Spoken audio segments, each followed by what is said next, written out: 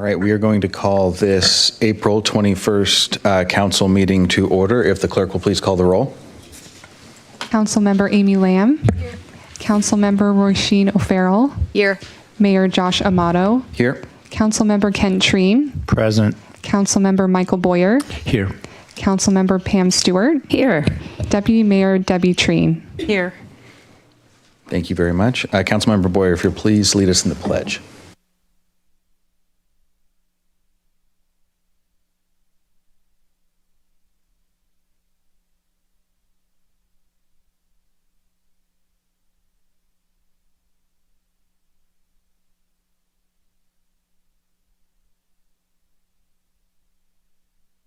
Thank you. And Councilmember Stewart, would you please read the land acknowledgement? Yes, thank you.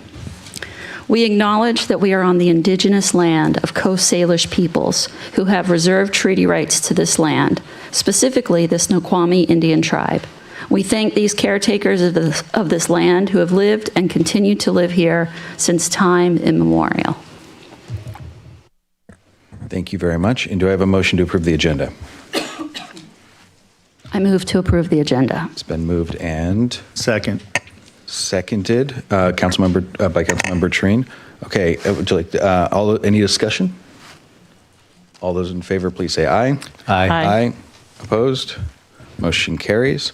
Up next, we have public comment. Public comment is limited to 3 minutes. When you get to the podium, please state your name and your city of residence. I'm going to call up 3 people at a time.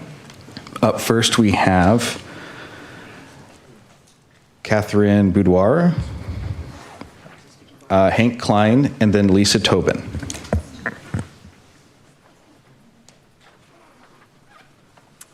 I'm actually Heather Roshko, and I'm speaking on behalf of Catherine for the Sammamish Symphony. Thank you. Okay. Go ahead. Whenever you're ready. Good evening, council members, and thank you for the opportunity to speak. My name is Heather Roshko, and I'm here on behalf of the Sammamish Symphony Orchestra and to advocate for our use of Building 120. I have played violin with the Sammamish Symphony for 22 years, and am currently the board president. We are a nonprofit organization that has been part of the Sammamish community for 35 years. Other than a few essential paid positions, our members are volunteers who give their time, talent, and energy to bring live orchestral music to this community. Our mission is to enrich the cultural life of Sammamish, Bellevue, and the greater Seattle region by presenting high-quality, accessible, and affordable symphonic music under the artistic leadership of music director Adam Stern. For the last 30 years, we have presented 5 to 6 concerts each year, along with some small ensemble performances locally for the public to enjoy. We are a group made up of all ages, including high school students through seniors. Recently this year, we started holding open dress rehearsals the day before our concerts at retirement communities for folks who can't get to our performances. But every single year, we face the same challenge, finding a consistent place to have our rehearsals. We rehearse Thursday evenings from 7:15 to 9:45. In the early years, we rehearsed at Providence Point. For the past 20 plus years, we've been at Eastlake High School, but Eastlake isn't always available, which means we often have to search for space in other schools or churches. The schools charge a small fee, and the church's fees vary widely in cost. While we are grateful for each space that has opened its doors to us, this constant shifting creates confusion for our members, adds extra administration work, and makes financial planning difficult because the cost changes depending on where we are rehearsing each week. And although we are mostly a volunteer organization, running a symphony still carries significant expenses. Purchasing and renting music, compensating our music director and guest artists, securing rehearsals and performance venues, and covering insurance and storage costs are just to name a few. Having a consistent rehearsal space that doesn't carry unpredictable fees would greatly help us manage our budget and focus our resources on serving the community.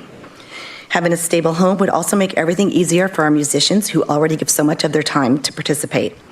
Why this building? Its location aligns with where our group has been rehearsing for decades. The building is currently unused and could be activated right away. It provides the stability we have never had and that we need to continue serving Sammamish at a high level. Ideally, having access to a theater space in the future would allow us to not only hold rehearsals, but also perform locally, keeping concerts right in the community that we serve. After 35 years of serving Sammamish without a permanent home, we are ready to take an unused asset and turn it into something the entire community can be proud of. Thank you for your consideration.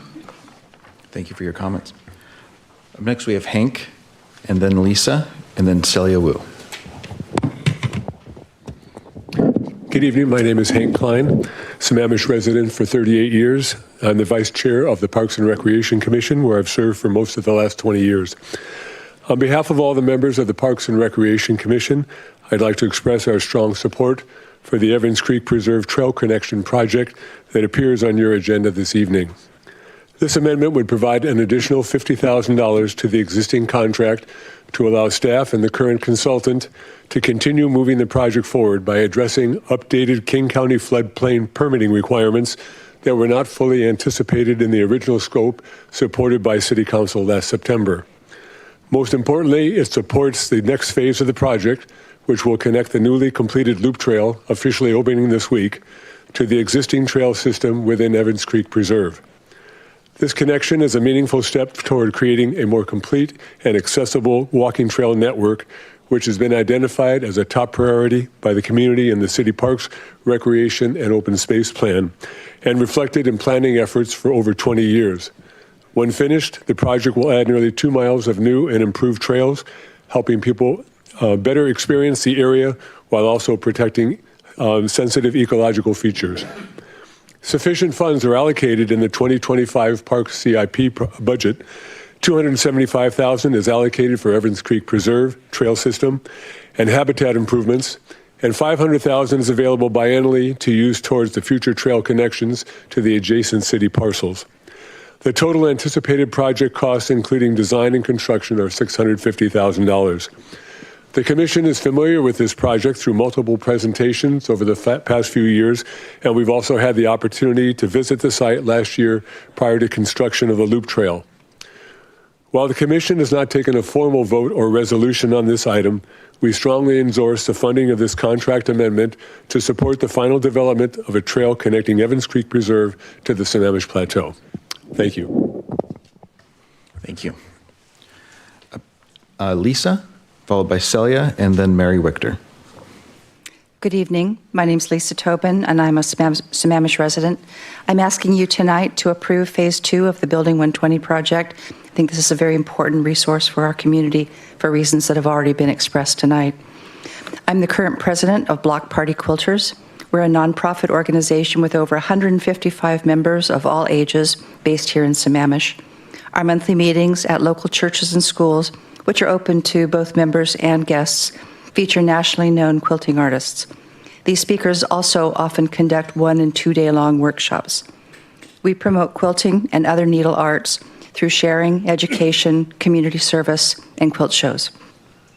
Our community service includes making quilts for Ronald McDonald House, Issaquah Kid Vantage, Swedish Palliative Care and ICU, Treehouse, and Evergreen Hospice. For the past 40 years, we have held a 3-day quilt show that attracts over 1,000 visitors from throughout the region.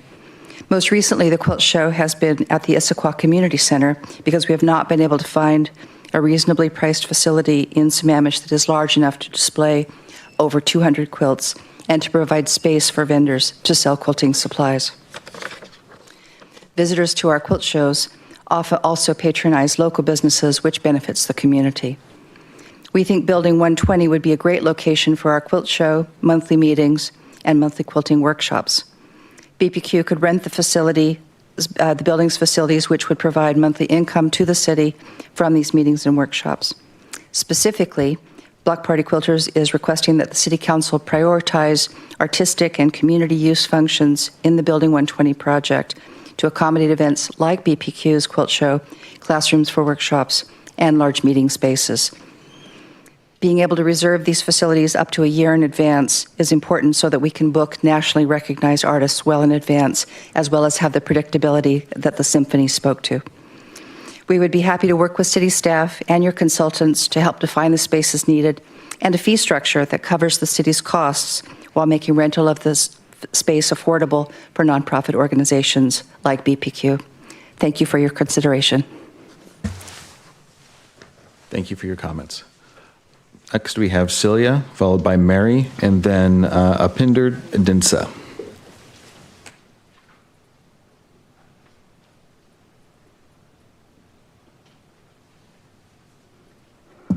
Okay.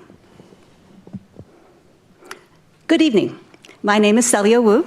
I report for Sammamish Local News, and I am a professor at the Edward R. Murrow College of Communication at Washington State University. I am back because I have received no response to my letter to the council requesting that the ethics officer confirm one simple fact in Kimsey versus City of Sammamish, that the court did not find that I violated any person's First Amendment rights, contrary to what Councilmember Stewart publicly stated last summer. As I received no response to this request, I am bringing the evidence directly to you. Tonight, I am presenting the declaration of Robert Sidnor, COO of Archive Social, which you have before you. First, I want to address the publicly made claim on social media by former council member Jason Ritchie that I paid for this declaration. That is false. The City of Sammamish contracts with Archive Social to archive its official social media channels. I did not retain him, commission him, or pay him. Mr. Sidnor reviewed the records of all comments posted by plaintiff Sarah House Kimsey on the city's Facebook page. He concluded, under penalty of perjury, which you have in front of you, that the deleted tags were applied to her comments because her own privacy settings were changed or her account was disabled, not because her comments were deleted. He also confirmed per Facebook's policy that when a comment is deleted, it is permanently removed from Facebook servers and backup systems. It can never be retrieved. This means if I had actually deleted Ms. Kimsey's comments, they would have been gone forever. But Mr. Sidnor could not have reviewed them. He did review them because they were never deleted. My attorneys filed the Sidnor declaration in the court record. Ms. Kimsey and her legal team received it, but they did not withdraw. They continued to prosecute the case based on Ms. Kimsey's and Ms. Kate Langsdorff's false allegations that I deleted comments that, as the record showed, were never deleted. Councilmember Stewart told this community that a judge found that I violated First Amendment rights. The court made no such finding. When an elected official publicly and falsely tells this community that I violated civil rights, every member of this body should take this seriously. This includes the city attorney and the city manager. I will be back with more evidence and will keep on coming back until I receive a response correcting Councilmember Stewart's false and damaging statements about one of her constituents. We have enough elected officials spreading disinformation in our federal government. We do not need this from an elected official in Sammamish. Thank you. Thank you for your comments. Up next, we have Mary Wichter, followed by Upinder Dinsa, and then Carrie Bosworth.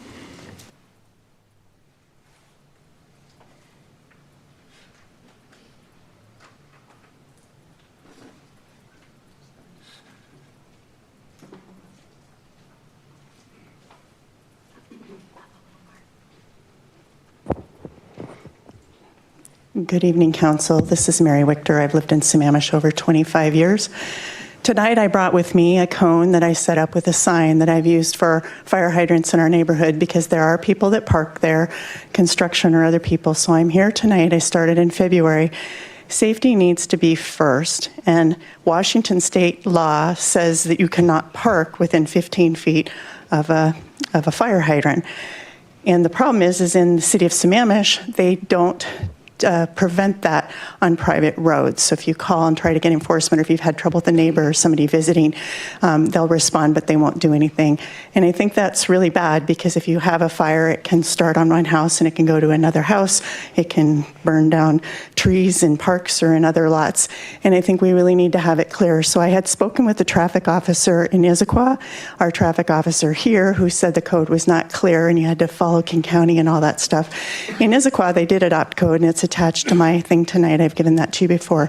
I also visited the city of Bellevue and spoke with a police officer there, and he gave me like a one-page handout on a fire hydrant, and I believe, it's not quoted, it's like, if your fire hydrant's obstructed, that's no good. The only way it can be used is if it's free and clear.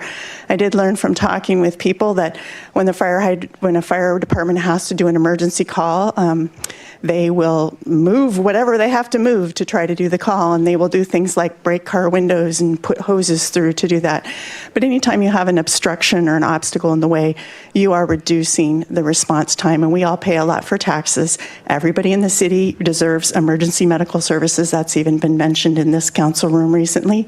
And if you're delaying people for private roads, it doesn't help. And if you look at the city's map, which is a street map, which is online, I've showed you before, about 20% of the streets in Sammamish are private. But Sahali is a large portion of that. And I did go to the Sahali Gate security officer and talked with him. And he said, no, we have roving patrols.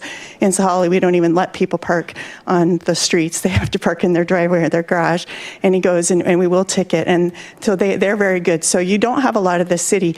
But if you even have one problem, it should be too much. So there are over 2,500 calls the EFNR, Eastside Fire and Rescue, responds to per year.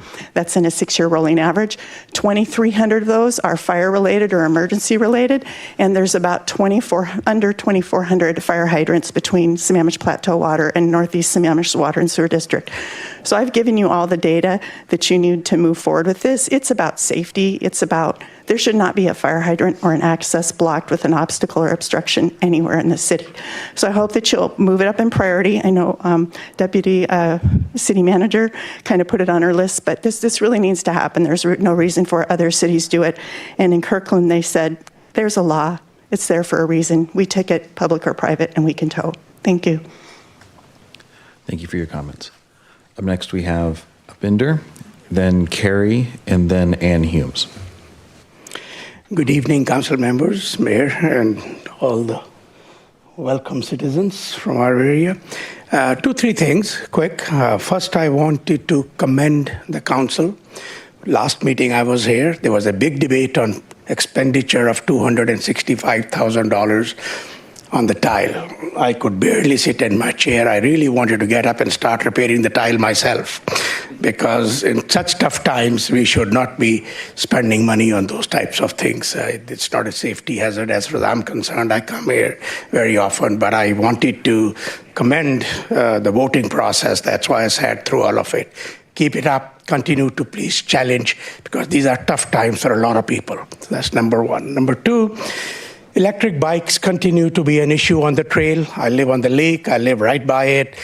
My grandkids are walking around there. I stopped 2 of them the other day and told them that you need to watch your speed. So I don't know what the solution is, but it's something that I know you have signs there and it's supposed to be 15 miles and less than that, but I see people just whooshing right through, and of course I have to cross it every time to go on to my home.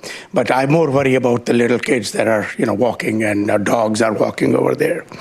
And lastly, I would like to commend your planning director, David Pyle. Despite the low staffing levels right now, which I talked about last time, I am amazed at how much time he can just pull out and call and reach out and offer any kind of assistance until, the full staff comes up. I know in the past I have said, hey, this is not right, but there's also time to actually compliment. So I would like you all to know that he's reaching out and trying to do the best he can while you are hiring. I hope you have hired all of them by now. I'll find out from him calling him. Thank you. Thank you for your comments. Carrie, then Ann, and then Paul Stickney. Hi, good evening. My name is Carrie Bosworth. I'm a Sammamish resident of 8 years.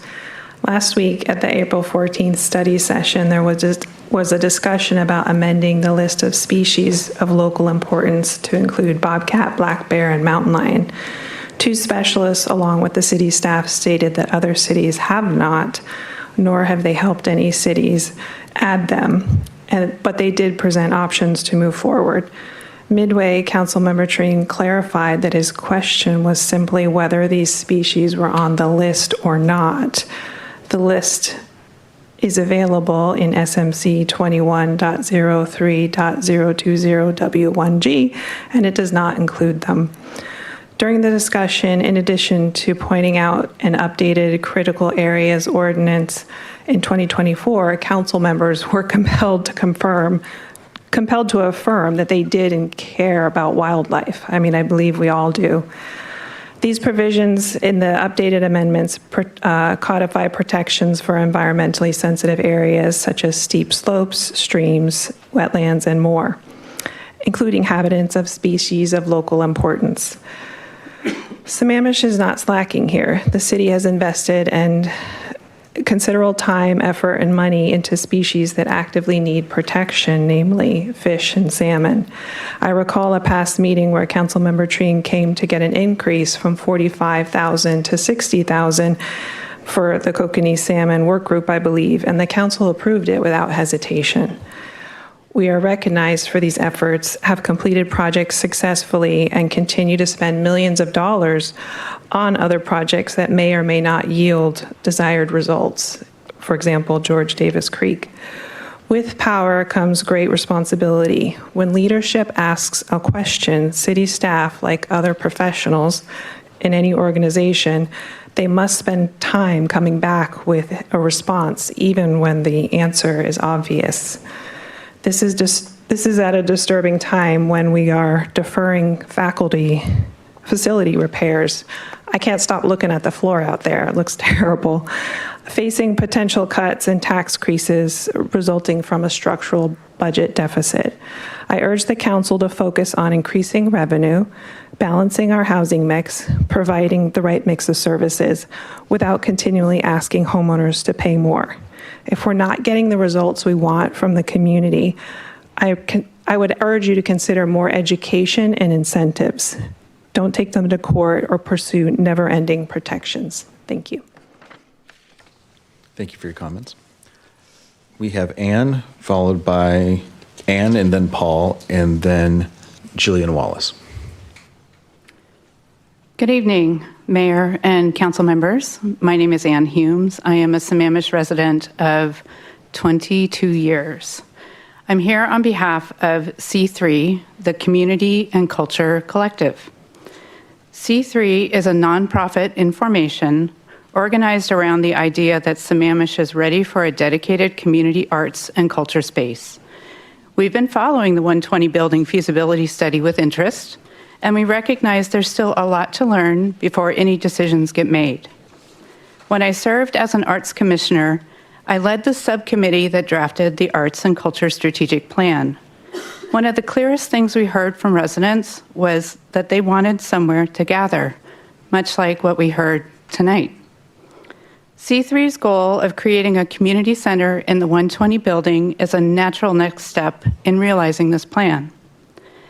As the city begins the next phase of the feasibility study, we're eager to learn what the community actually wants from a space like this, what programming would draw people in, and what kind of operating model would make it sustainable over the long term.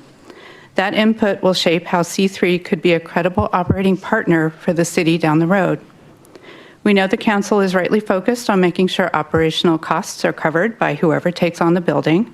We take that seriously, and we're keeping that at the forefront of our planning. For now, I just wanted you to know we're here, we're organized, and we're doing the work. I'll look forward to keeping you updated on things as they progress. Thank you. Thank you for your comments. Paul, followed by Jillian, and then Denise Darnell.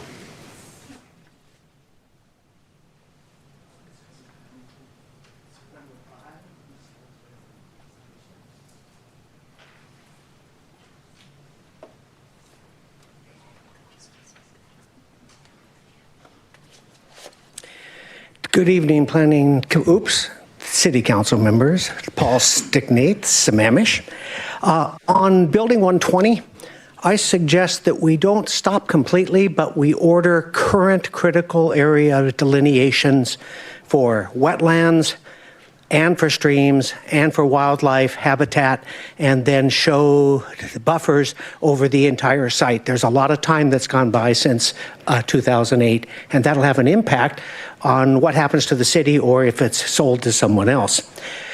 About the impact fees, generally on larger units, which is a majority of what we have here in the city, the fees are increasing more for multifamily than for single family, and there's very little impact for change of residential unit type.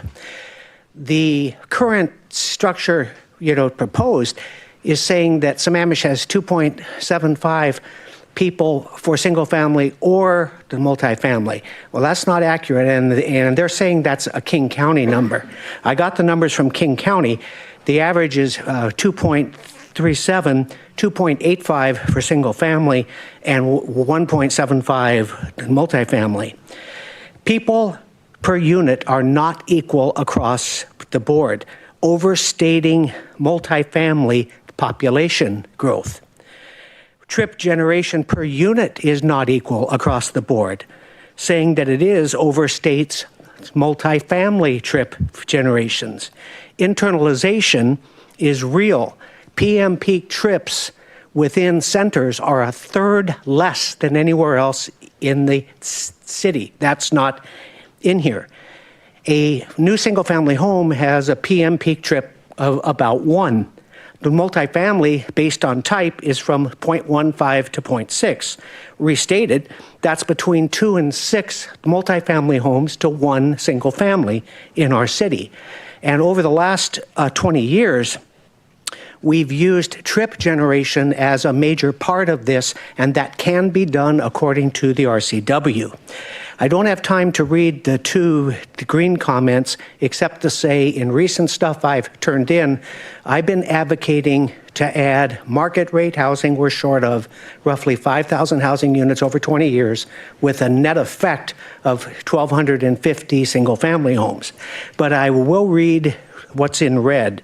The proposed blended rate impact methodology is critically flawed in my view. It gives a break to single family and charges more to multifamily. And the RCW wants to recognize the differential impact of different housing types, and that's not happening in the impact fee package. Appreciate the chance to speak. Thank you. Thanks for your comments. Jillian, and then Denise.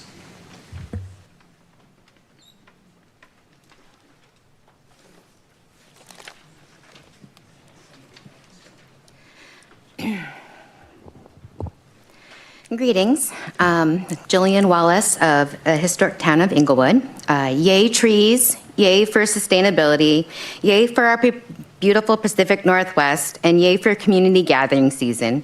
And as we head outside to celebrate and enjoy our beautiful community, a word of caution.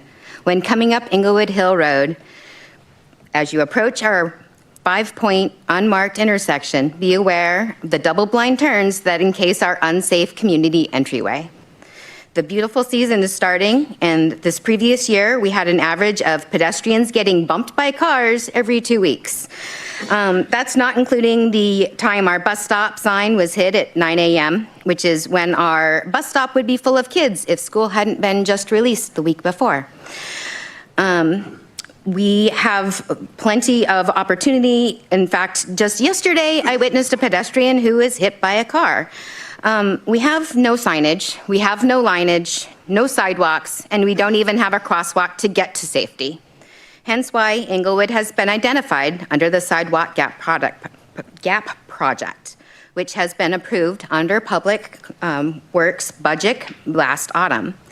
Which brings me to our beautiful new budgeting that finance that is absolutely rocking. I'm a big fan of Vicky's work. And to be clear, I have personally pulled a couple of organizations out of bankruptcy. I'm very much the proponent of usable is good enough. And personally, my favorite way to stretch a dollar is to using our crayons and not buying new ones until we have the stubs of the melted reforged crayons. I am good skipping new floors in our lobby. Not broken tiles are nice, but also not absolutely required, right? We can go for a few more years. Adobe Suite, absolutely amazing, right? Totally locks.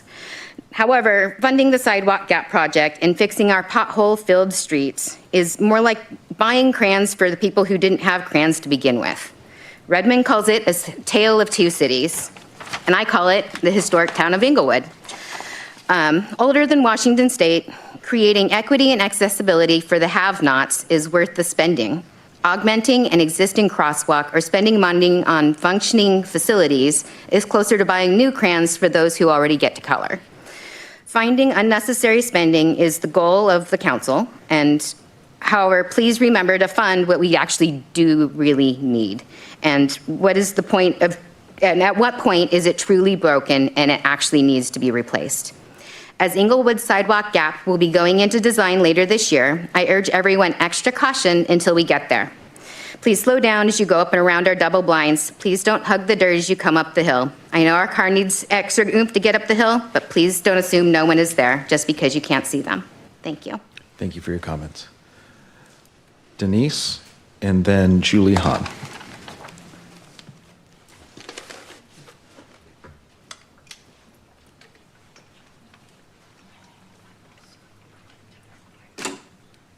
Hello, thank you for your hard work every week that you're doing. I'm also excited you didn't approve the tiles, so I'll throw that in there.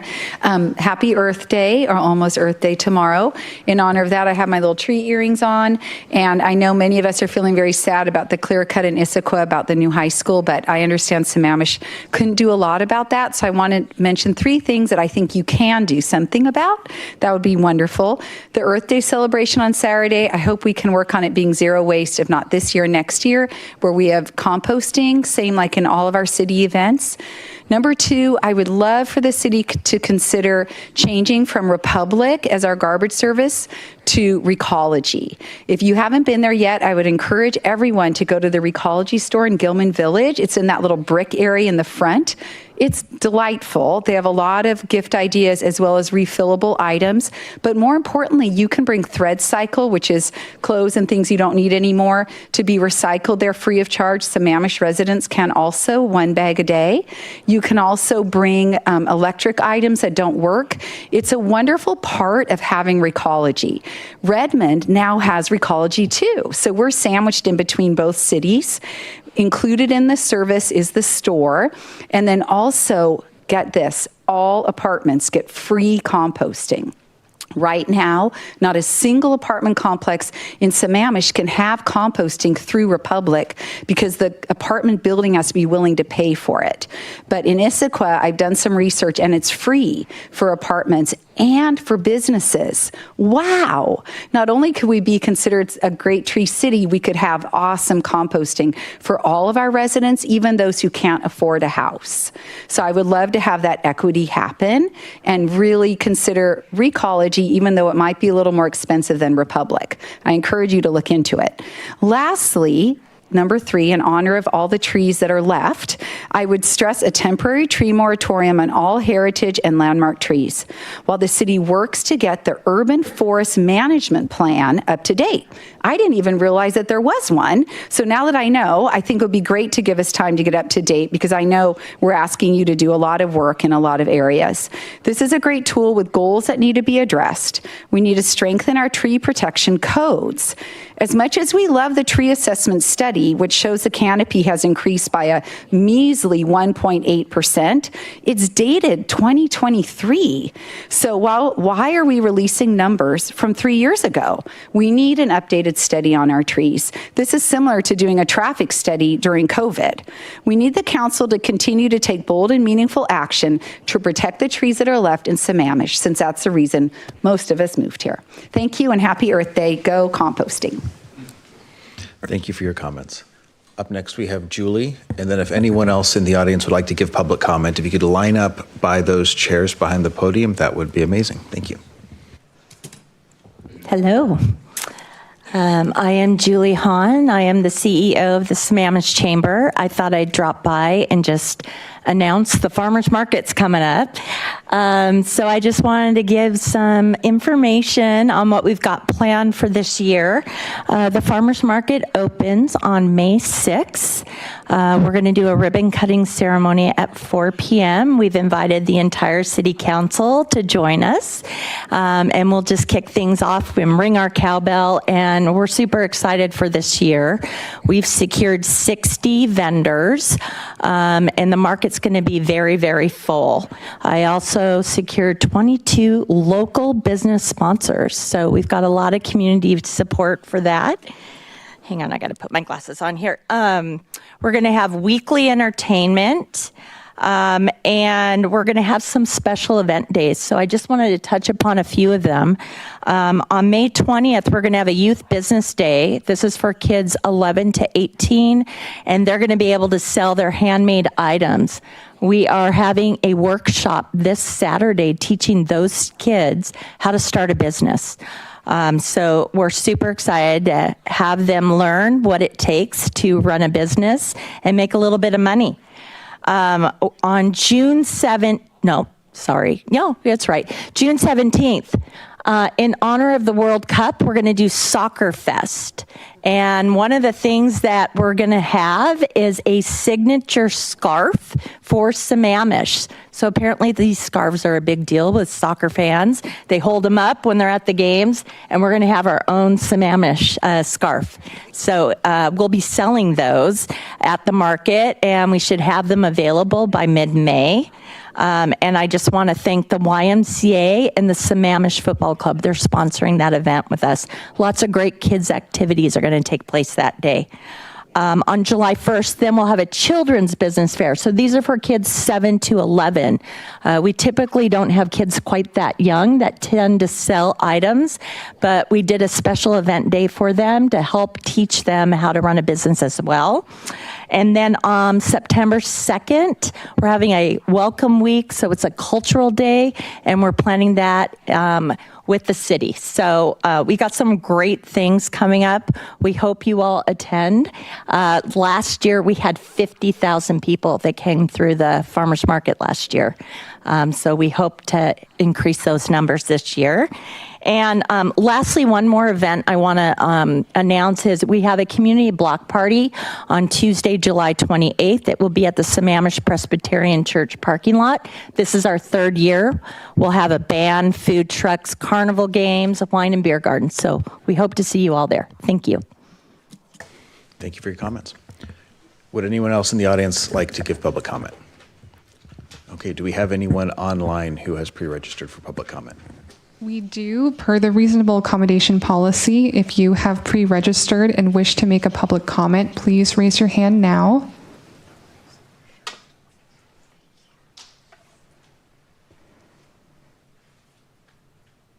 You will have 3 minutes to provide comment. I will now promote the first commenter. One moment, please.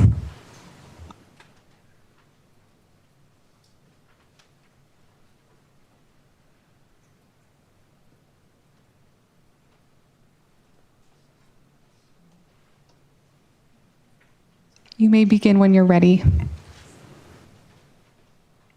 Good evening, Mayor, Council members. This is Bo Raines, a 20-plus year Sammamish resident. I'm excited to hear tonight's presentation on Building 120. This phase of the assessment covers the site assessment, condition review, and renovation cost estimates, to name a few.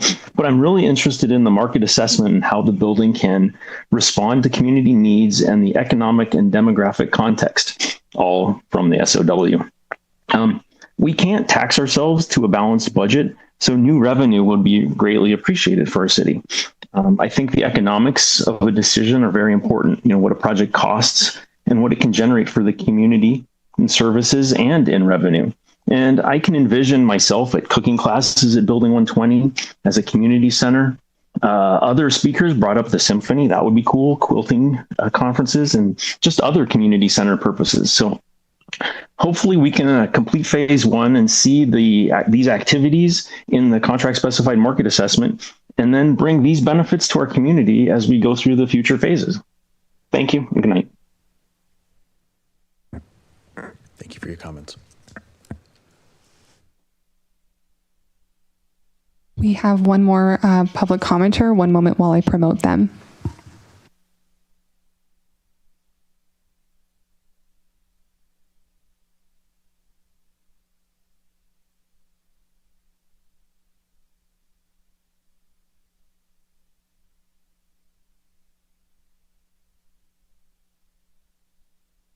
Whenever you're ready.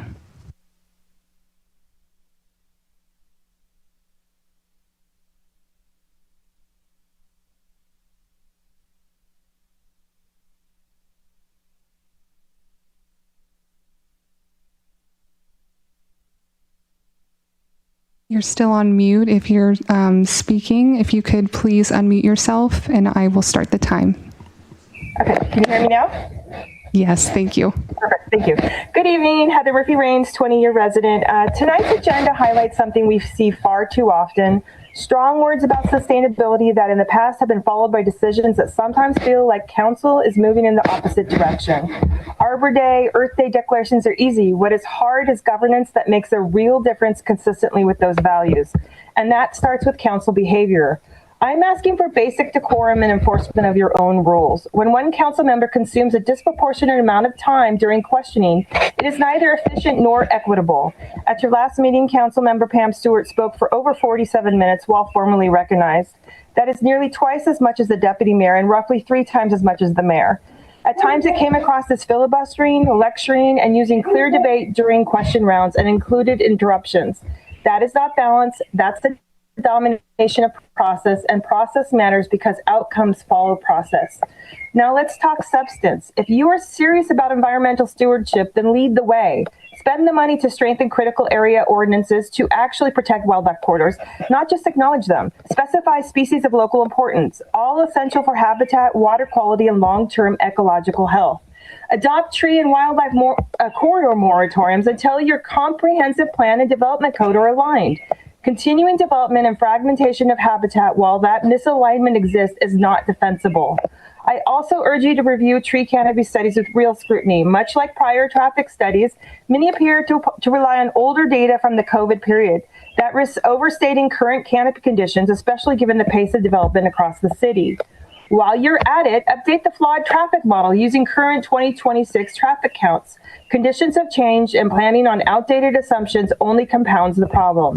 Now turning to impact fees, I have one simple question. Will this council ensure that developers and growth finally pays for its full impact, or will residents continue to subsidize it? If impact fees fall short, the difference shows up in regressive taxes, rising utility costs, and continued pressure on families and seniors. We are already operating in a deficit environment. Continuing to spend while shifting costs on residents is not financially sustainable. Accountability does not stop with the council. The city manager must take clear ownership of outcomes and return to office 5 days a week. Leadership requires presence, visibility, and accountability when things are missed. When Building 120 was brought forward, phase 1 was supposed to include a market assessment from consultants. I don't see that reflected in the agenda materials. I'm not sure if it was missed or if the packet is incomplete. When a site that is already cleared and ready for community use lacks clear analysis or follow through on promised deliverables, that is a leadership gap. If executive leadership were fully present and accountable, opportunities like that do not slip through the cracks. Building 120 should be an obvious win, a senior center for residents to age in place, a garage-style teen center, and a community thrift shop. Use that to serve residents and generate revenue to offset operating costs. That is responsible community-first planning. For now is the time we need bold, meaningful action to protect Thank you for your comments. Do we have anyone else online? That is all of our public commenters. I turn it back to you, Mayor. Okay, thank you very much. Okay, up next we have approval of the consent calendar. Before we go to that, I just want to note that item number 7 had previously been listed on the full agenda. And during the meeting about this meeting, we decided to move it to the consent calendar. Of course, any council member can pull it if they would like, and I believe the staff are ready to talk about that if necessary. But I just want to give an explanation for the reason for the move. So we've got a packed meeting. That's the only reason why. The only reason why. Do we have a motion to approve the consent calendar? So moved. It's been moved and? Second. Been moved and seconded. Any discussion? All right. All those in favor, please say aye. Aye. Opposed? Motion carries 7-0. All right. We now have, we'll be doing 2 proclamations, and then we'll be inviting our sustainability commissioners in attendance to please come up and accept them. Up first, we'll have Deputy Mayor reading the Arbor Day proclamation. Thank you, Mayor. Whereas in 1872, the Nebraska Board of Agriculture established a special day to be set aside for the planting of trees, and whereas this holiday, called Arbor Day, was first observed with the planting of more than 1 million trees in Nebraska, and whereas Arbor Day is now observed throughout the nation and the world, And whereas trees can be a solution to combating climate change by reducing the erosion of our precious topsoil by wind and water, cutting heating and cooling costs, moderating our temperature, cleaning the air, producing life-giving oxygen, and providing habitat for wildlife. And whereas trees are a renewable resource, giving us paper, wood for homes, fuel for our fires, and countless other wood products. And whereas trees in our city increase property values, enhance the economic vitality of business areas, and beautify our community. And whereas trees, wherever they are planted, are a source of joy and spiritual renewal. Now, therefore, our Mayor Josh Amato, as Mayor of the City of Sammamish, proclaims April 24th, 2026 Arbor Day. Thank you very much. And Councilmember O'Farrell, will you please read the Earth Day proclamation? Of course. Earth Day. Whereas Earth Day is an opportunity to celebrate Sammamish's natural environment and educate the community about the importance of collective climate action, and whereas the goal theme of Earth Day 2026 is Our Power, Our Planet, a call to advocate for widespread awareness on the benefits of renewable energy, decrease reliance on fossil fuels, and promote energy efficiency. And whereas the City of Sammamish is committed to promoting and supporting actions that improve sustainability, conserve natural resources, create a healthier environment, and make a positive impact in celebration of Earth Day. And whereas on Earth Day and every day, community members are encouraged to participate in efforts to reduce carbon emissions from energy and transportation, improve recycling, and care for the natural environment. Now, therefore, Josh Amato, Mayor of the City of Sammamish, hereby proclaim April 22nd, 2026 as Earth Day in the City of Sammamish, and encourage all residents to get involved with sustainability programs and climate action in the city.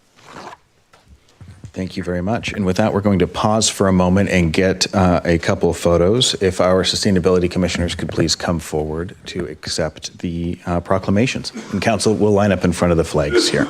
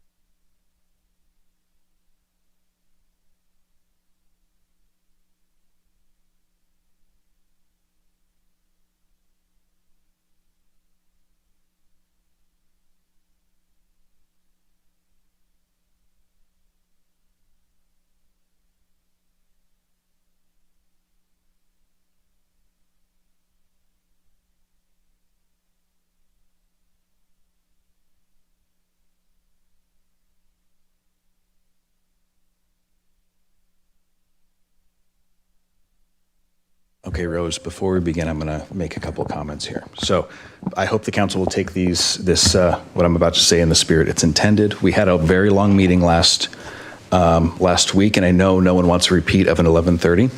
So I'm just going to clarify how I'm going to be applying the council rules. And if anyone has any issues with those, we can, of course, address that. And then as meetings go on, we can make tweaks so that all council members feel good about this. So if staff has an informational presentation and there are questions from the council, I will take them one at a time and ask council members to limit their time to clarifying questions only. According to our rules, these rounds are not to exceed 30 minutes, giving each council member 4 minutes and 30 seconds. Staff response times will be included in the council members' times. However, these rounds are unlimited, so all your questions can be answered. But please limit your time to questions only. If staff is seeking council feedback or opinions in order to bring back a proposal, I'll treat those as question rounds. So please limit your responses to clarifying staff requests and or providing requested feedback. Again, these rounds are unlimited, but each speaking slot is limited to 4 minutes and 30 seconds. Once a motion is on the floor, a council member may speak to their motion and we'll open question rounds, which are unlimited. Council members are limited to 4 minutes and 30 seconds each for questions only. The council members may ask the maker of the motion a clarifying question through the chair, and the chair will ask the maker of the motion if they would like to respond. Again, these rounds are unlimited. Please limit your time to questions only. Responses to questions will be counted in council member time. After all questions are exhausted, we'll move to debate rounds. Because a motion is on the floor, we'll move to debate rounds, which are limited to 2 rounds. Council member time will be limited to 5 minutes for each round. This is the point at which you may state your position on an issue and your reason for voting a certain way. Keeping track of all this time is very challenging. I ask for some grace as we go through this. I've asked the deputy mayor for help. She's going to be keeping track of not only time, but who has gone, because I will invariably forget throughout this meeting. This is a packed meeting. I thought this was an opportune time to give this a shot. I just want to give the council a chance. Are there any concerns with what I've raised here tonight? Councilmember Stewart. Just one clarifying question. Sometimes motions are made before we have a chance to do question rounds. So if we're going to have the limitation, can we make sure we get to ask questions before the motions are made? Yes, so according to our council rules, the question rounds are unlimited. So if there is a motion made, we just go right into question rounds, so we could end up with 50 rounds of questions. Your time during those questions are 4 minutes and 30 seconds before we move to the debate rounds. So Okay. at that point, when everyone's exhausted their questions, I'll then state that we'll move on to the debate round. And from that point on, then we're limited to 2, and then we must make the vote. And I do appreciate that. Unfortunately, once a motion is made, then things are supposed to be limited to the scope of the motion. So I'm just asking that we could, when there's a presentation, that we could have at least 1 or 2 rounds of questions before we're limited to just the scope of an individual motion. It's a fair question to ask of other council members. I'm sure everyone heard. So, of course, we'll do our best to accommodate that. I will point to our council rules here that I know Robert's rules would want you to require that you stick to the point of the motion. Our rules simply state that it's a question round. So you are free to ask questions. And if someone wants to raise a point of order at that point, I suppose I will make a ruling on that. But any other concerns, questions? Councilmember Lamb. So you're saying there's basically unlimited rounds, like we can just keep going, asking questions and have the debate. So what happens when somebody calls the question? I mean, that technically isn't unlimited then. Yeah, at that point, a call for the question would require a vote with a majority 5-2. If there's not a 5-2 majority to actually vote on the question, then we will continue on with debate. If we do end up with 5 votes in favor of of voting on the motion, then at that point, that does end debate and our question rounds are over. Okay, thanks. Mm-hmm. Any other clarifying questions? Councilmember O'Farrell.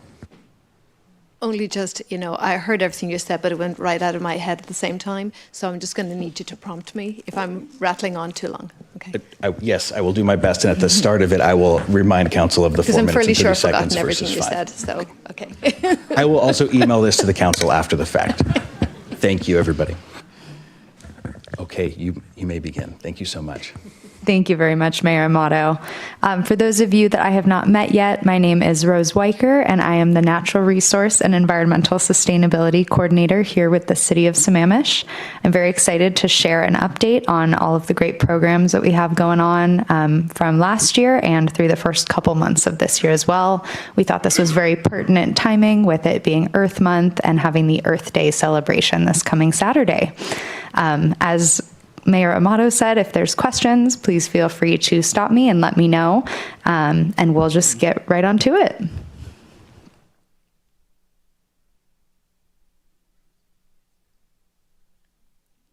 Thank you. First time using the new clicker. All right. So the city's sustainability program encompasses 2 plans, that being the Climate Action Plan and the Urban Forest Management Plan. I work with our Sustainability Commission to implement both of these plans, and we meet about once a month. So you met a couple sustainability commissioners earlier today, and as we're walking through the presentation today, I'll make sure to revisit each of the plans as they are appropriate and connected to the work plan. So this is just giving an overview of the sustainability program in general, implemented by me, and then recognizing that a lot of this work is also being done by our different departments. So I sit in the city manager's office so that I can work across departments to ensure that these plans are completed in a timely manner with the available staffing that we have. So just keeping this at a high level for starters, why climate action? As a city government, we are responsible for our community and environmental well-being, and then we also have some legislature that helps guide the community's planning, so in the comprehensive plan. For example, House Bill 1181 was passed in the summer of 2023, and this bill introduced a new climate change element to the comprehensive plan. This includes a requirement for greenhouse gas emissions reduction and a resiliency sub-element. These elements are mandatory for Sammamish with an implementation deadline of 2029. Previous council direction was to meet these requirements in the most recent comprehensive plan update. So along with some of our neighboring cities, Sammamish did implement this greenhouse gas emissions reduction and resiliency element under the climate element of the comprehensive plan.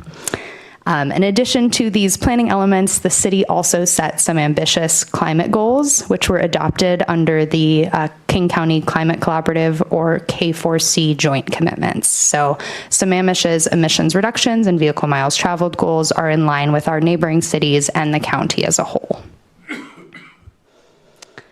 So just a brief reminder about this biennium's work plan. In addition to these items, I also sit on a number of regional committees and partnerships to advance climate action and environmental policy across the county. So we work with our neighboring cities and the county to ensure that programs are consistent and resources are available throughout cities.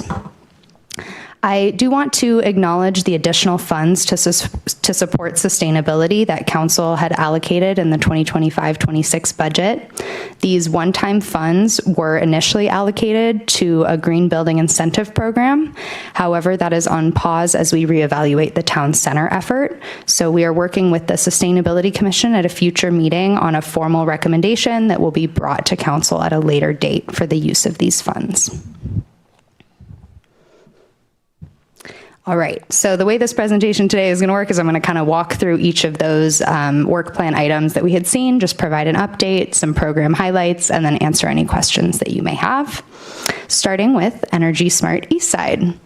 So Energy Smart Eastside is a residential energy efficiency program that was founded in 2022 by the East Side Climate Partnership, which is a 6-city climate collaboration.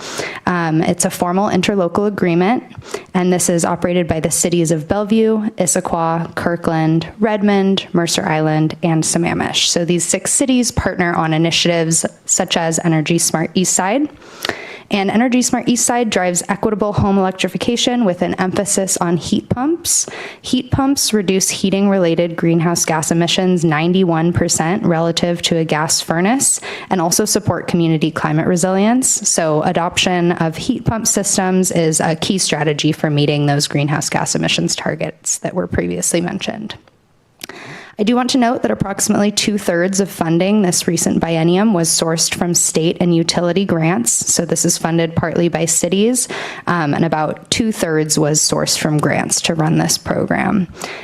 Over 80% of expenses for this program did go directly to heat pump and other electrification incentives for residents. Energy Smart Eastside is expanding to include resources for renters and also emphasize weatherization resources available for folks where heat pumps may not be a great option for them. All right, you may have received the Sustainable Sammamish Guide. In fact, you should have received the Sustainable Sammamish Guide because this is a resource that is sent out annually to every household in Sammamish. We aim for a September timeframe to align with the start of school and kind of provide that resource for folks. And this is really a one-stop shop and a centralized resource for residents to support climate action and environmental stewardship. So it includes resources and information that span all sectors of the climate action plan, as well as some sectors in the urban forest management as well. For example, how to plant a tree, as well as links and resources via QR code to get more information or qualify for certain incentive programs and tax credits. The Sustainability Commission is a key partner in getting this work done. You'll see a quote here from our Sustainability Commission chair from last year, really just partnering with them on what resources would be most relevant to residents, the voice that would be impactful for folks to hear from, and what resources they may feel that they're lacking that they think more folks should know about. So this resource is not only mailed out to every home, it is also available at events throughout the year, and there's a digital copy available on the city's website as well. And I just want to note that the Sustainable Sammamish Guide is really one part of our overall communication strategy that also includes social media outreach, the every other month newsletters, as well as targeted community outreach to HOA groups, and then the events that I had mentioned. All right, moving right along. Green Power is a program through Puget Sound Energy that matches up to 100% of electricity use with renewable energy like wind and solar from the Pacific Northwest. Essentially, Puget Sound Energy purchases renewable energy from independent resources on the city's behalf. This is a really easy and low-cost way for us to reduce our environmental impact while also growing demand for more renewable energy. The city took the first step in 2025 by enrolling all of our city facilities. Previously, we were at the minimum enrollment level and we wanted to offset 100% of our electricity consumption. So we did that in 2025, which is really wonderful. And then this year, we are partnering with residents to encourage green power enrollment to further our climate action plan goals, partnering with Puget Sound Energy with a goal of 100 enrollments. And if we reach this goal, we receive $10,000 towards a new community solar array. We're really excited about this work, and we'll be sharing more information with residents at Earth Day if folks have additional questions. Please come learn more and help us reach our goals.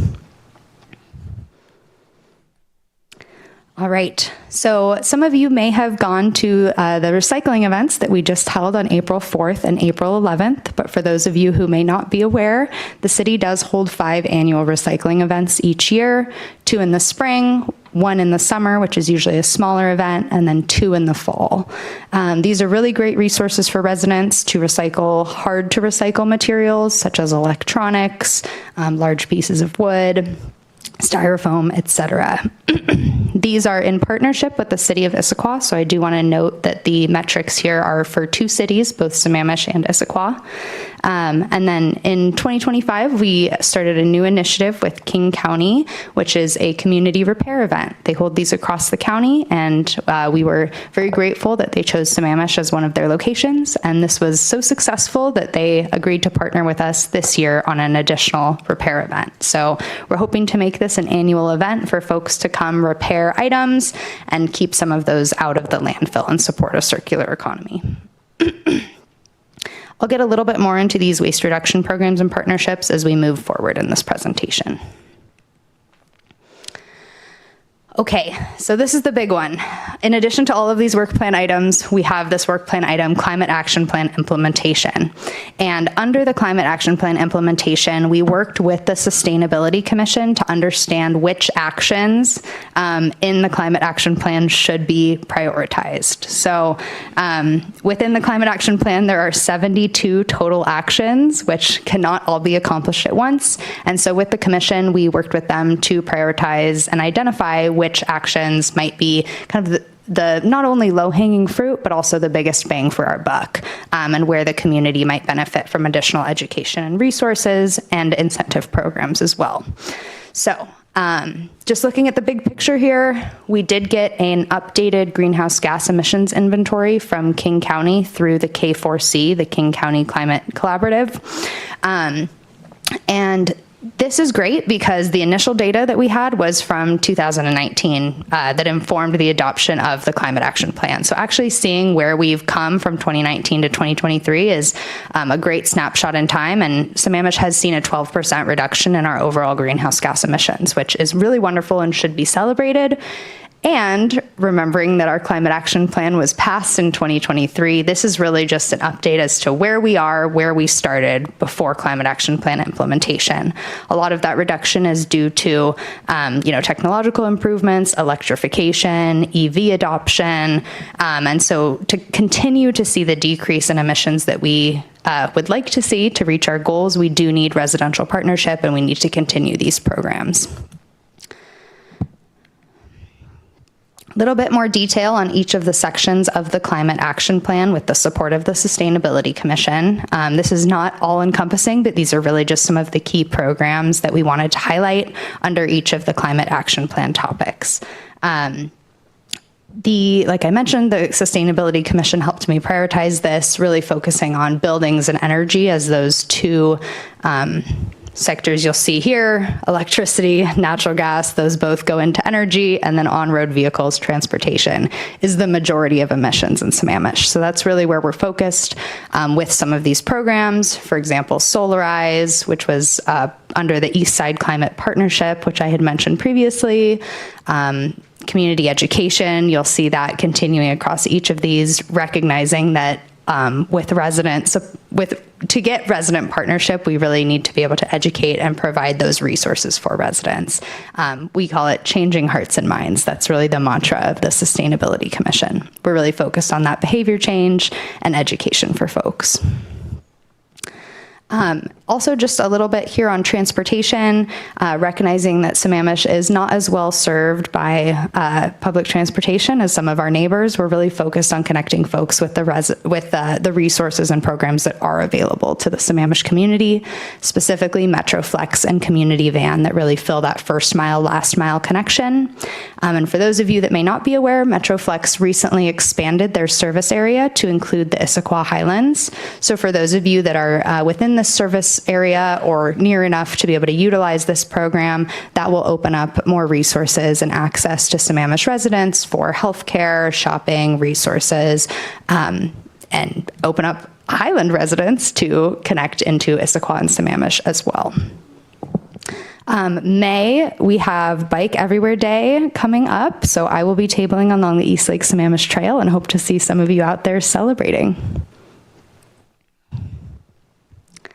All right, moving right along. So the Green Purchasing Guide was another work plan item. This is really a tool for staff to use. So it was designed as a helpful resource to be more intentional with city purchases. So some examples from departments of purchases that were made using the Green Purchasing Guide. This was a new tool that was piloted, so there was some back and forth education with folks, and then we have an FAQ document and some examples, but rechargeable battery packs and tools, reusable decorations and event materials, compostable plates, cups. Some of this was work that was already being done and items that were already purchased, but this has now gone across all departments so that any purchaser within a department is making a more sustainable, both environmentally sustainable and a lot of times fiscally sustainable decisions as well, and utilizing these outside resources.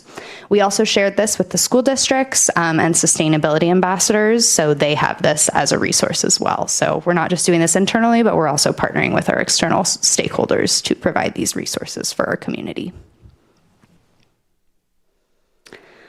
All right, and I had already mentioned the East Side Climate Partnership Interlocal Agreement, but given that it is its own work plan line, I also wanted to highlight some of the great programs that are happening under this partnership. So we already touched on Energy Smart East Side, and I briefly touched on Solarize, but we also have some exciting programs coming up, including a tree giveaway with City of Issaquah in November of this year. So you'll start seeing some communications going out about that in mid to late summer, and we'll be doing some targeted outreach to communities that might have lower canopy data scores based on some regional mapping that was done.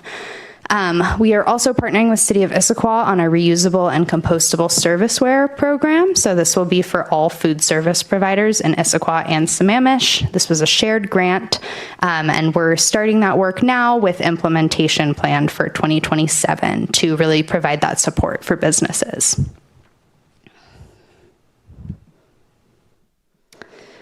All right. I am very excited to share that we had a recent tree canopy assessment done with the King Conservation District, and it shows that Sammamish's tree canopy is growing. So we are moving in the right direction as a city, recognizing that this is 2023 data. So as folks mentioned, this is the best available data that we have at this moment, and as more data becomes available, we will update accordingly. But Sammamish does have one of the densest canopies in the county. So at 54%, we are above our neighbors, and we are continuing to grow. So that's really great. What this fact sheet does show is the opportunity for canopy growth in residential areas. So going back to the importance of partnering with residents and community education, and this is part of the reason that we are partnering with Issaquah on that tree giveaway in November. As I mentioned, we'll continue to update this information in the city website as more data becomes available. And even though the UFMP is in need of an update, I just want to give a quick shout out to staff that there is really great work being done. Just because the document itself could use a little bit of updating does not mean that this work is not happening. Our parks, public works, and restoration staff work hard across all departments to take care of the city's trees and natural areas. So that work is being done, and we really want to update the urban forest management plan to reflect the work that's done and the capacity that we have with the updated data that we have as well. So, for example, some of the work that has been done is Tree City certification. Sammamish was first recognized as a Tree City in 2024. We did receive recognition in 2025, and we are working towards a third year of recognition in 2026. Okay, and back to the Sustainability Commission. So these commissioners, I really cannot say enough good things about them. We have two in the room here tonight, but we've had commissioners come to many of our outreach events. You've likely seen them helping me table with the sustainability wheel that was actually built by one of our commissioners using a downed tree from the bomb cyclone. And these folks are really walking the walk, talking the talk, and helping to educate the community. Not only are they out there doing outreach, but they're also providing recommendations on sustainability projects and programs, receiving education from our partners at Puget Sound Energy. We took a tour of the Republic Services Materials Recovery Facility last November so that the commissioners could understand more about the recycling process and have those hands-on conversations with residents at events. And in addition to these tabling opportunities, myself and restoration specialist Sebastian go to numerous community events, either as invited or as we hear about them through our regional partnerships. So there's lots of outreach also scheduled for 2026. You likely already saw us at Lunar New Year.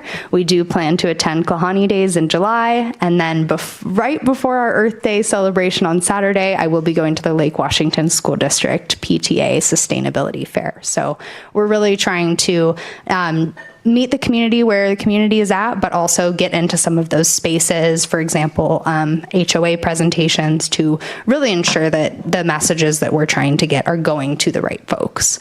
And then we've also had a number of commissioners reach out to the Sammamish Independent for op-eds. So we're trying all different avenues to get them out there, and they're a really wonderful group. So come say hi at Earth Day on Saturday and at farmers markets throughout the summer.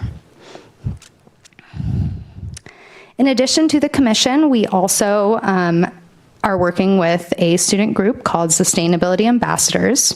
So I recognize a couple of our council members had come to our Sustainability Ambassadors Town Hall at Skyline. And Sustainability Ambassadors recruit, train, and manage student interns and provide coaching and support for Sammamish middle and high school students and educators. This includes developing a range of impact projects and curriculum materials to advance Sammamish's sustainability targets by supporting teachers to produce locally relevant curriculum pathways. Sustainability ambassadors also help to align academic requirements in the classroom with city policy, plans, and programs. The city also benefits from the surge in outreach and youthful energy to drive greenhouse gas emissions targets. As I mentioned earlier, the majority of Sammamish emissions do come from single-family homes. So having this group of students help amplify our programs and community resources to help change hearts and minds is a really powerful tool for the city to leverage. It's one thing to hear it from a staff member or a commissioner, but it's something else to hear it from your neighbor or your child. That's a really powerful motivator for folks. And because of the success of this program, we will be looking for a recommendation from the commission on whether to move forward with another contract for this next school year. Sustainability ambassadors will also be at Earth Day on April 25th. They'll have their own table. So I highly encourage folks to stop by, say hi, learn more about the programs and the student impact projects that they're putting together. A good example of something they put together for us is the Sammamish Transit Bingo you see here.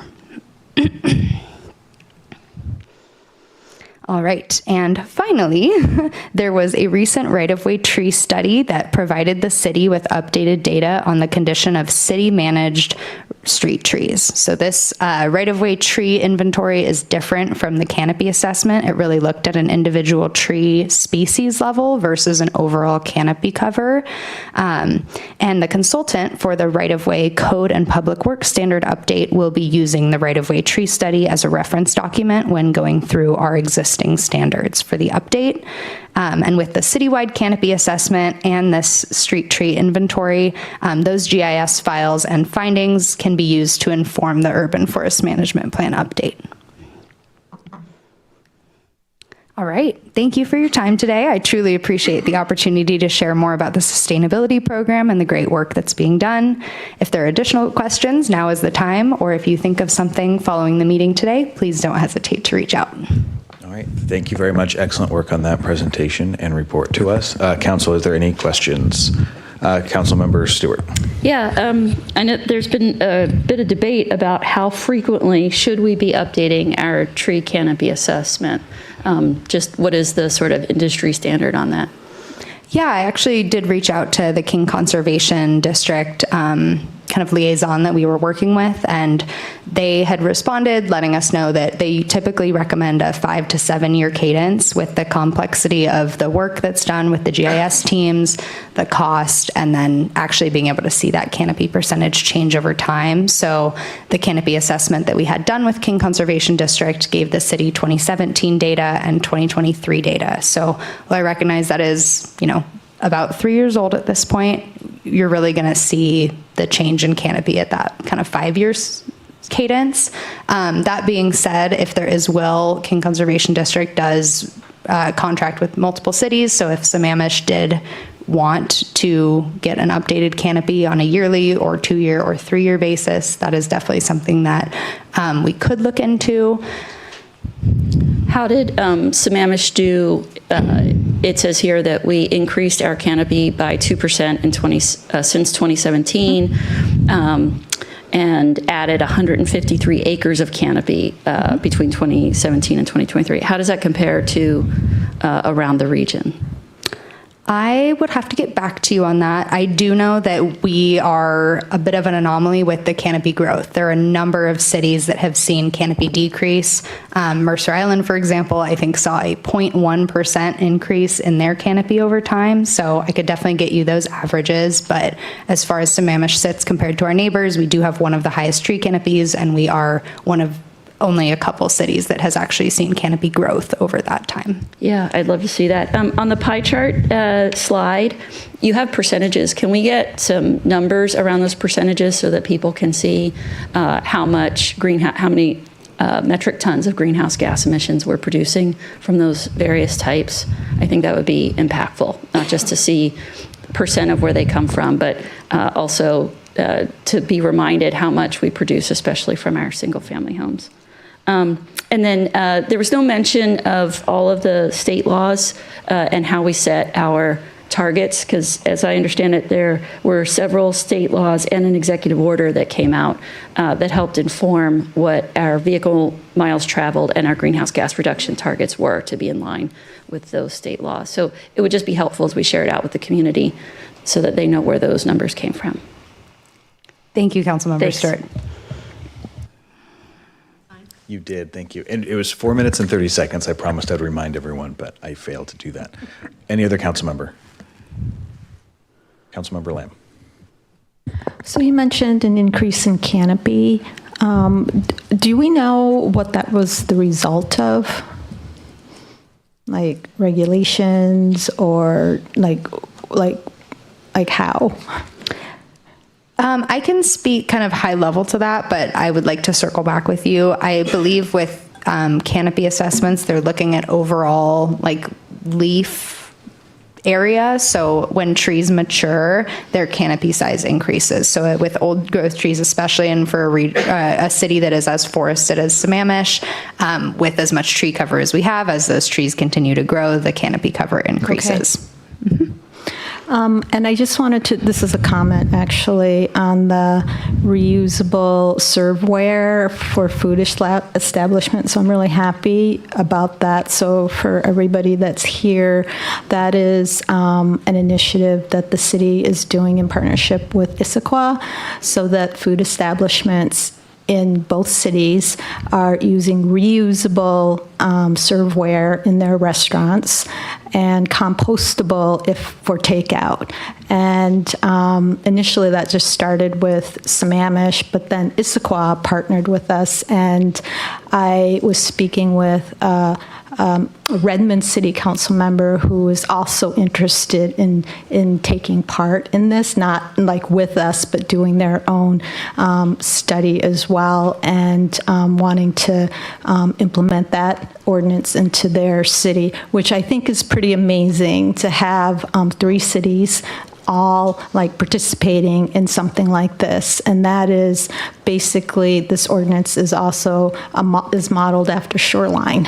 And so I guess my comment is really to my fellow council members that it's really important to keep on talking with our colleagues in other cities, because we learn so much from them. We don't know what they may be doing. They may not know what we're doing. So it's just important that, you know, we have those conversations so that we can implement things and have new ideas. Thank you, Councilmember Lamb. Any other questions? Okay, if not, I've got a couple. The furnace replacements, I'm wondering if we have an idea of what the volume might look like based on prior permit history. I don't expect you to have that in front of you or have been at all prepared. I'm just curious if that's a way we're looking at the targetable market for heat pumps and reaching out to people.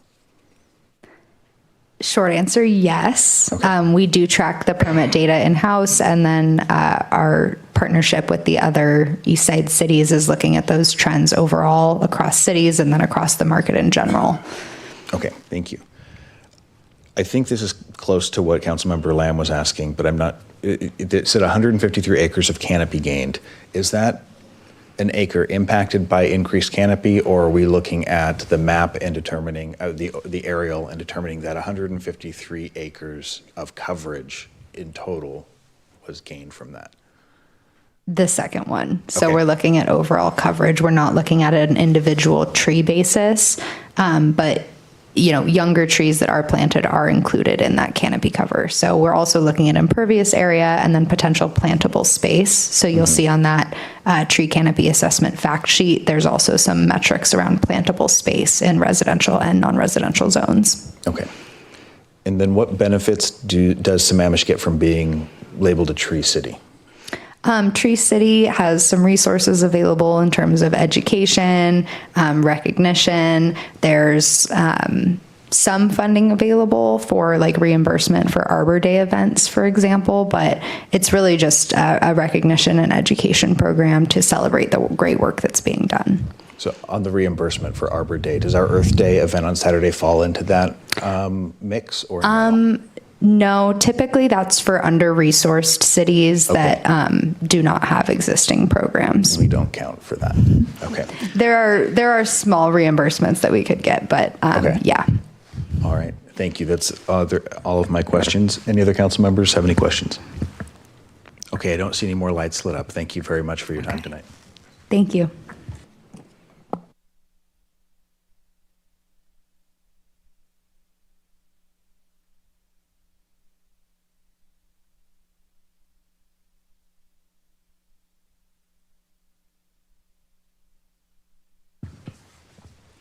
right, next we have a presentation on the Building 120 feasibility assessment and community use planning. We'll give our team a few moments to get ready.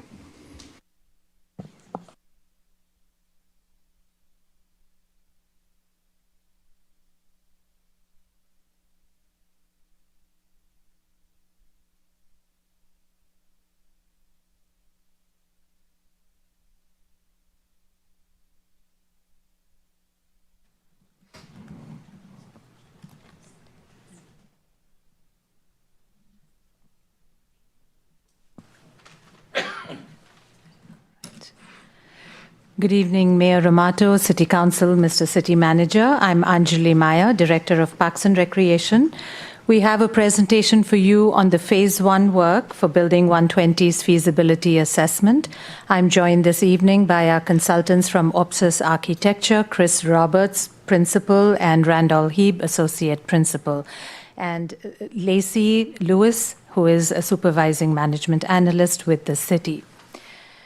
You do have a full agenda tonight, but just sharing it out there that if we get through the presentation and your questions in a timely manner, and Council is comfortable authorizing staff to proceed with Phase 2 for the project, then we'd really love to kick it off with hearing from all of you tonight, very briefly, even if it's one round, of what you would like to see take place at Building 120. And then, of course, we'd welcome any follow-up comments via email after tonight. So with that, I will turn it over to Randall and Chris for the presentation.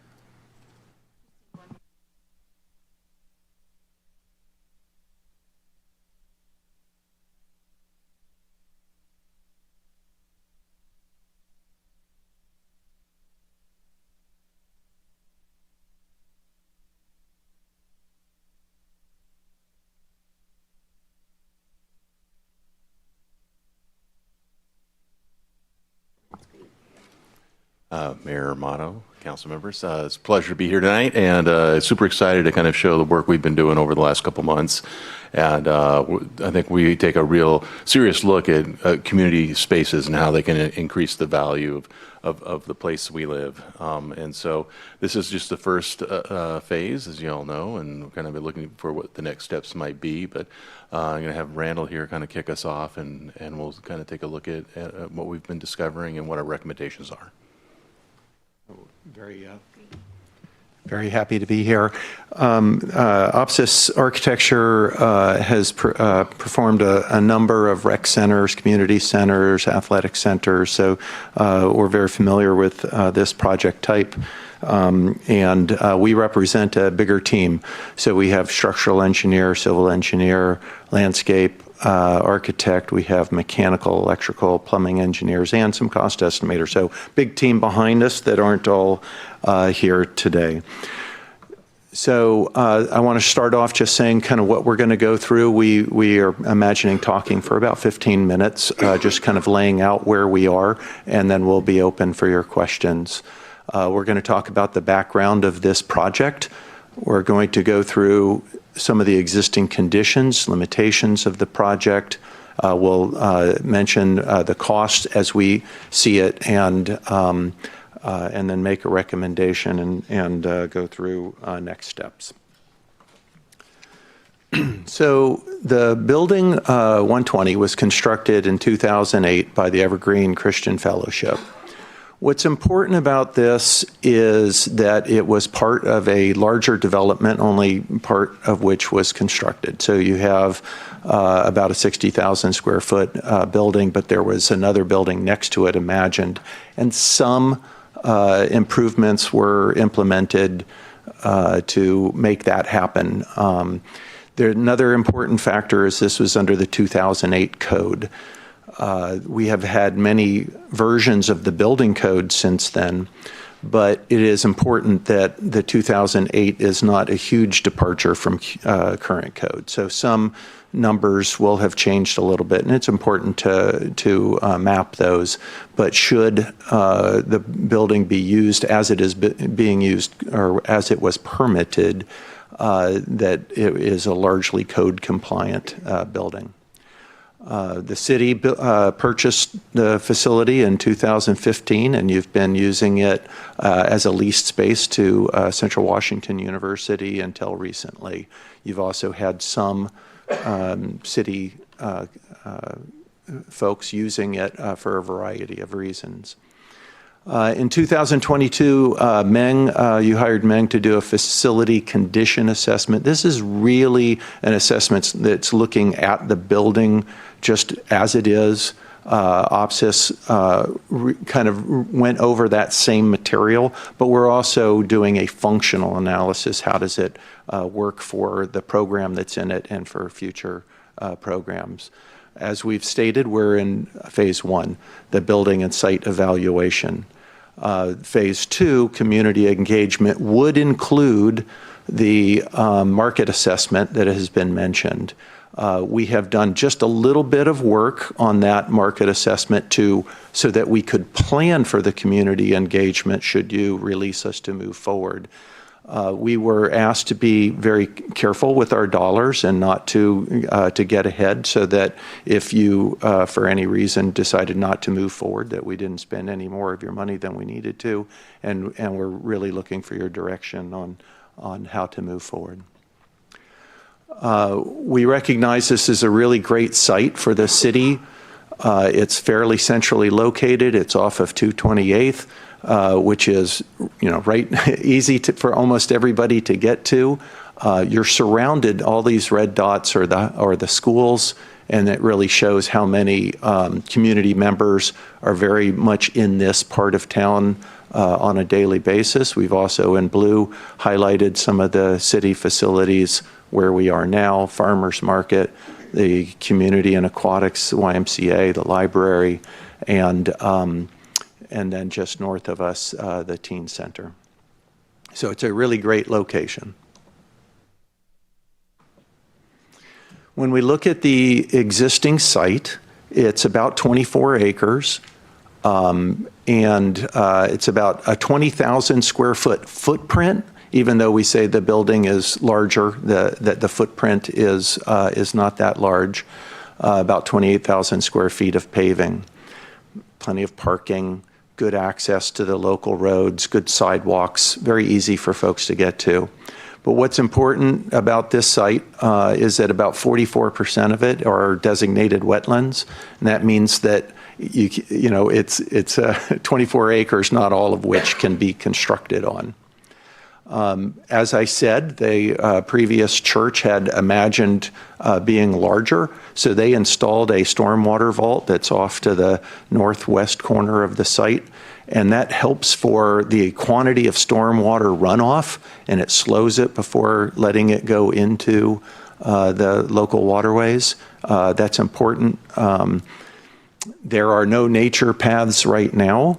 And it has good bus access. That's always something we look at. How easy is this to get to? So you've got lots of parking, you have buses, you have sidewalks. There are a variety of ways for people of all ages to get to the site. Just wanted to orient everybody here, sorry. If you're looking north is to your left in this drawing, so we've kind of tilted the drawing over. So the main entries, those two doors you see on the bottom. And so just from a programmatic standpoint, number 5 there, the lobby is a central lobby space, and then you've basically divided the building into two halves. You've got a north and a south half. The south half is a more active space, so that's your multi-purpose gym. You've got restrooms that also have small shower and locker areas.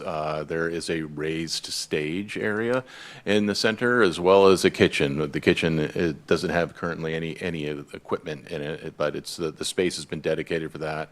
And as we look at some deficiencies, like one of the things that the current code would require would be like a grease trap, which doesn't currently exist there, would need to be added, which then might bring in another question if that's the right place for the kitchen, if you're going to start making investments. And so, again, well, I'll hold that stuff off for phase 2, but some of the things we've been thinking about, the meeting room is basically a bunch of file storage right now, and so underutilized space. And then as you get to the northern half, you've got a lot of offices that have been used everything from Issaquah coming in and having recruitment fairs with firefighters, and to our first meeting we kicked off over there. You've got some ADA non-compliant ADA restrooms on that side. So these are some of the things that we were looking at and pricing in this area. But in general, the spaces are fine. The gym's a great space. I think it's just showing some age and in terms of like looking at surfaces. We were just talking about sustainability. You've got some great windows in there that are all covered up, and so I think there are things that can be done to minimal investment to really maximize the value of the property for y'all. But again, we'll kind of look at that later. Then going to the next level, as you come up to the next level, you got some, I must say, very interesting classroom space there. I've been doing this for a while, and this is the first, so congratulations. And so, but it's a great space. You've got these wonderful windows that look out, into the wetlands. It's just a very odd shape, which makes programming somewhat difficult. It really limits the ability of what that space can do. Again, where the floors are located, that's kind of just like open space. It's great, it's fantastic, but it's hard to use, hard to kind of program that kind of area. And so those are some of the things that are rolling around in our heads as we're thinking about opportunities down the line, but wanted to make sure we're identifying kind of the upgrades that need to be made to those spaces just to get them functioning at as they should be at the current level without a major investment. Then you've got this bridge that kind of goes over. Sorry. Go back one more time. I'll go.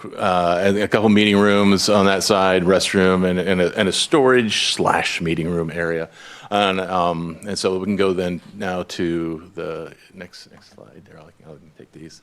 And then we're looking at the exterior of the building. Some of these really aren't cosmetic issues. I mean, they might look at firsthand that these are cosmetic, but as you've seen, like these caulking that's deteriorating, those are areas of water infiltration. So it's one of these things where it's going to start causing some major issues down the line. Some of these were identified earlier; they haven't been addressed.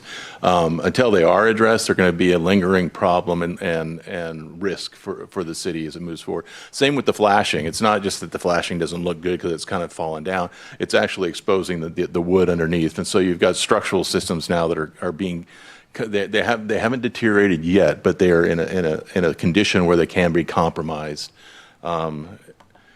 And then so identified, I think, re-identified that you still have some rusting issues with some rebar. Again, not a structural failure at this point, but it's one of those things that needs to be addressed sooner than later, or it's going to become a much more larger issue, as well as some of the damage that's done to the insulation system, we would call it EFIS, on the outside of the building, where you're beginning to see some deterioration there, and the matting that's being exposed, which is going to eventually lead to rot and decay.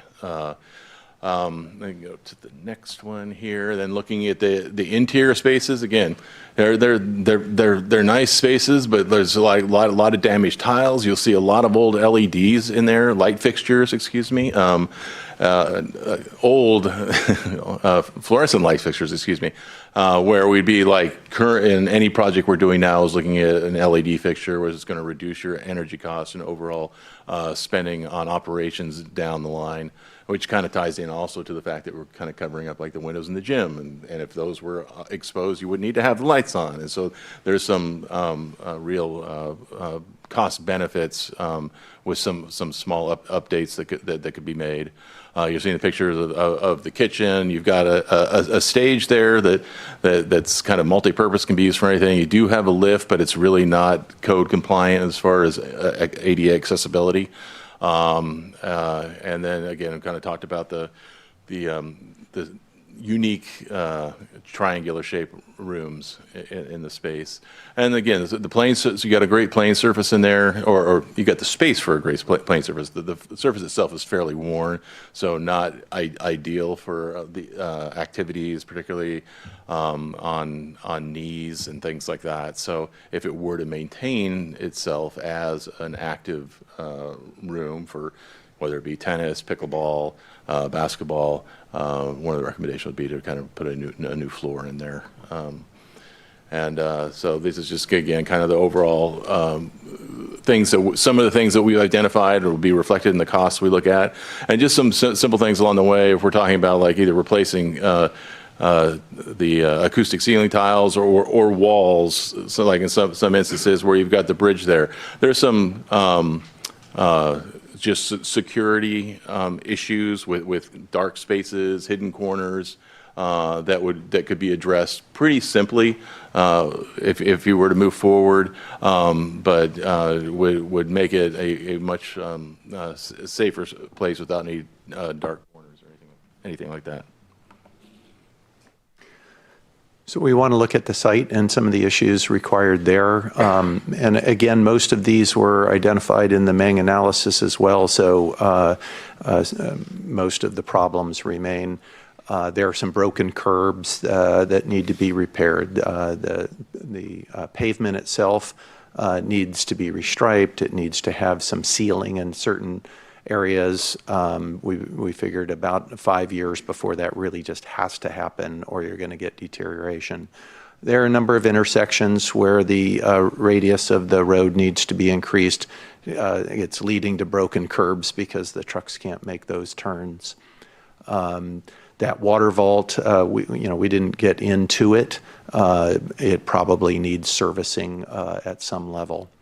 The split rail fence needs to be repaired, and while that sounds like just a cosmetic issue, it's actually a condition of approval from the previous development because it keeps pedestrians from wandering into the wetlands. So that's a condition of approval.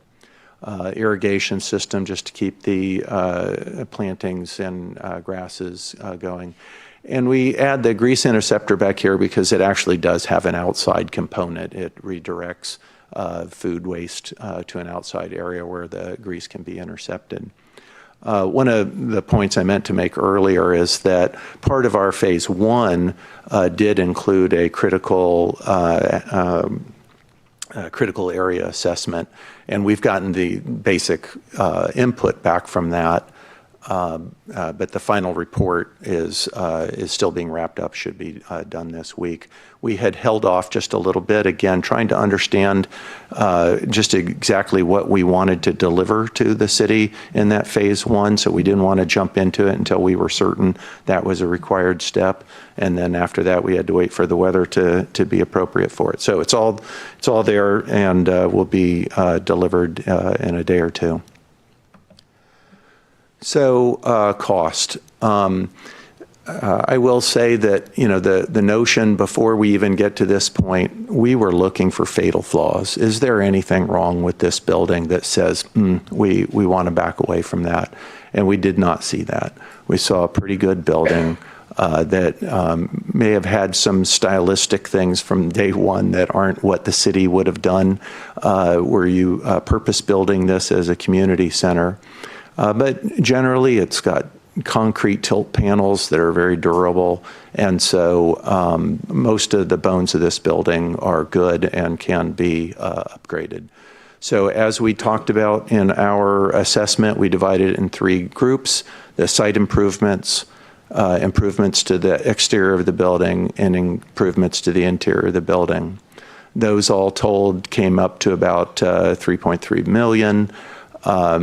That would be direct construction costs, what you would pay the contractor to accomplish those. On top of that would be what we call soft costs or indirect costs. That's the fees, the permits, your time, inspections, taxes, and any furniture that goes in the building. By that we mean if you held the building up on its side and shook, anything that falls out is FF&E, fixtures, furniture, and equipment. So that's a total project cost of just under $5 million.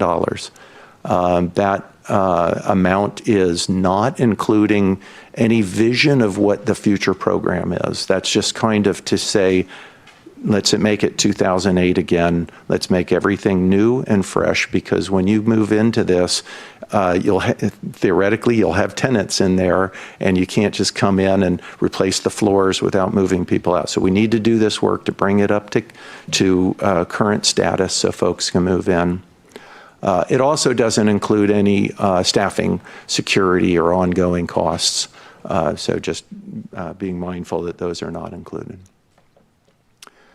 So that being said, we think that it's a remarkable site and a great location, and the bones of the building are good, and the city's already invested in this site, and we have outlined a number of ways in which you can protect that investment by improving exterior conditions and updating the interior conditions. And we would recommend moving forward into community engagement to understand how this facility can be used by your community. And so then just to say, what does that mean? We would go into this community engagement that's identifying, it's market analysis, identifying other facilities and services in the area, identify what's missing in the area. What is the potential cost to the community? Is that, we all want things, but are we willing to pay for those things, or do we have a way to pay for those things, and in a way that understands the soft costs of operations, maintenance, and renovation of the future project. And that phase 2 would run between May and July. We'd actually be done a little sooner because we want to make it presentable to you for your July meeting. So we'd be wrapping up in June. And I think that ends our presentation. All right, thank you very much. So, Anjali, I just want to make sure I understand. Obviously, we can ask questions, but then you were looking for what from the council to help you?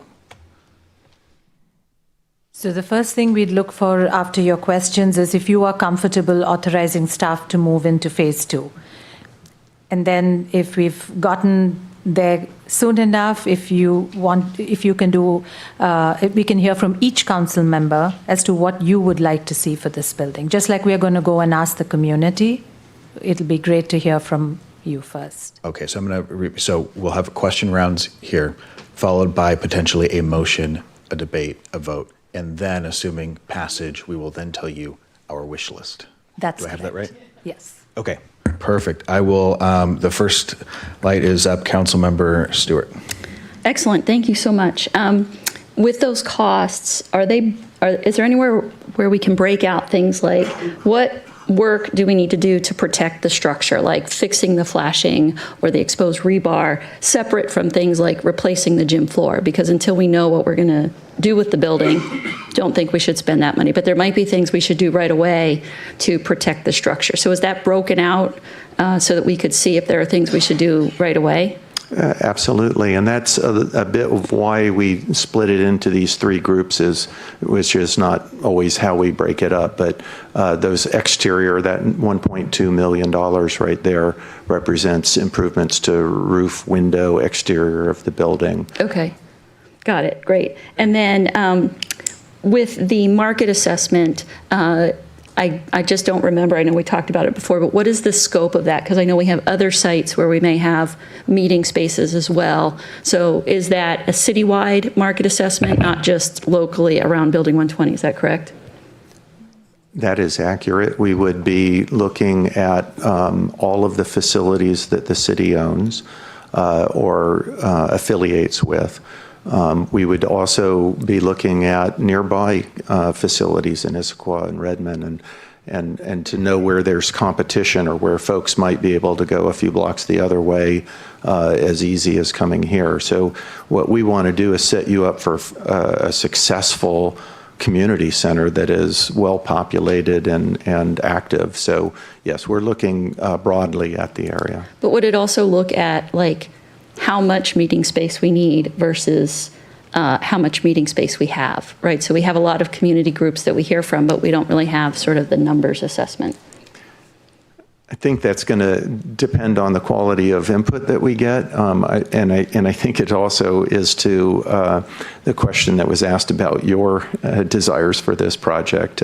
We need to get this from everyone. What do you see as needs, hopes for the project? But we'll be hearing from the community, and what we know is the community won't answer as a single voice. Right. We will do our best to hear all of those voices and present it in a way that you can make a decision or that it's actionable. But yeah, we're trying to look at it pretty large view. Great, and I don't know, I know there's a timer on me, but I have no idea how much time I have left. For the site assessment, understanding like where we could, for example, and I don't know that we would need to, but if we needed to expand parking, like that critical areas mapping, will that be completed in phase 2 as well to get the details? I know we have a little bit of that done now. Well, what I'm saying is it is done. Oh, it is done. Okay. The report just has to be Hasn't come. Okay, finalized, so we'll see that reviewed. this week. Yeah, that'll be available by the end of the week. And what it suggests is that with that water detention vault that exists on site and everything that is on site, and this is in the report, that there is an available 20,000 square feet of impervious area that you can add to the site within the existing structures. Okay. So that means you could do 10,000 square feet that's a building and 10,000 that's parking if you needed more parking, or you could do, 6,000 of building, 6,000 of plaza, and 6,000 of parking. You can divide that up. But anything that blocks the rain from going directly into the soil is in that 20,000 square feet. And that still includes all the appropriate buffers and stuff for those critical areas. Okay, thank you very much. Councilmember Boyer. Great, thank you guys. So this is a question as far as my expectations for phase 2. So through phase 2, are we going to get, or are you going to forward multiple options and associated costs with your analysis? And what I mean by that is, I know we've talked about its current use, which is this interim use of what's in there now. Either a partnership or ground lease to an outside operator, offset annex, a city annex that we talked about, selling the property outright, the community center that you're referring to, and also some site redevelopment for mixed use and replacement. I forwarded a matrix of that to Anjali earlier, and I was just wondering if that is something we're going to get back to us with multiple options, and then what are the associated costs with each one of those?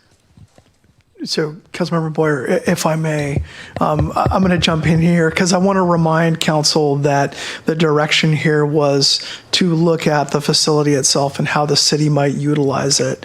And if you'll recall, what council did not give us direction to do was to go forth and look at what would it look like to try to sell it, or what would it look like to essentially turn it over and ground lease the entire property to somebody else. So to your question, this scope is not including those pieces because we are, part of this community outreach is what does the community want to see happen here, and then what would it look like to try to pay for whatever those components are? How much would it cost? And I understand completely where you're coming from. I just want to note that if that is something that council desires, that would be a different set of work, which we would be happy to go forth and take a look at, but that was not what this scope was designed to do. Got it. I guess then, I don't know how to put this into a question, but I'll try. What I find difficult then is we're going to be presenting this to the public. And so they're only going to get one option. They won't know what these other options are. And therefore, we don't know what we're committing the community to in the situation where we are stuck with a structural imbalance. This might cause us to have even a worse condition. So you're then only going to look at this, as I mentioned, a number of different options, selling it, mixed use, city annex. You're only looking at one thing. Is that correct? You're only looking at this as if it is going to be a community center. Is that true? That is correct. That is the scope in the current contract. Okay, thank you. Councilmember Lamb. Thank you. So you mentioned that this building would not pursue LEED certification. Can you help me understand why? If you would like to pursue LEED certification, I'm more than happy to go that route. And it's kind of that's just if it's one of those things that can come up. We can go with a renovated component. We just completed the Redmond Senior Community Center. That was a LEED Platinum project. We're really proud of that, and we really like to push sustainability on all our projects. And so it was great to see your sustainability program up here earlier to find alignment there. So there's no reason it couldn't, and there are other metrics as well. And so part of this, and maybe I'm cutting ahead to the next section here. We're going to set goals of what we want, where we want to go, but that's kind of where we are with it. We're just kind of looking right now. I mean, what we've done to date is kind of examine what your current conditions are, and we're really itching to go on what the next steps could be, because I think it's getting that kind of input from yourselves, from the community. What are the goals and aspirations? It's not just about program spaces. It's about creating a civic, something with civic value for everybody in the community. And so it's sort of the next steps where it really gets exciting, and where you can really see ideas in the community, from the community, sort of feeding into creating a next great asset for Sammamish. Okay. I was just asking the question because it said in the packet that it would not be pursuing LEED certification. I think it's really important that we build sustainably. And I don't know if that, pursuing LEED certification, I know there's a cost to it. I'd like to know, what the cost difference is, or is just building green enough? So that's something I'd like to have more understanding about. Can I? I'll make a comment about that, which is, the scope of phase one only was to say, let's get this back to where it would have been in 2008, which was not a LEED building, and that pursuing LEED would be a program decision made in phase two.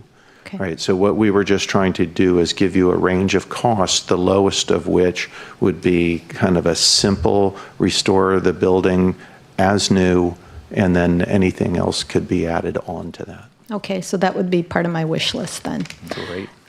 Can we add solar to this building? Is in the location wise, is it appropriate? Is it good for solar? It is good for a solar. In fact, it could be good for a solar on the building. You have a big field that could be solar. There's a lot of solar aperture there to be had. Okay, great. That's good to hear. Thanks. Councilmember Treen.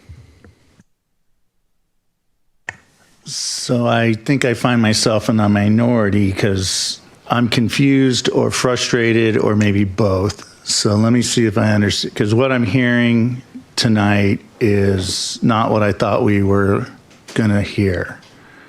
I thought the idea was that the scope of this work was to find out if we should move forward with this building.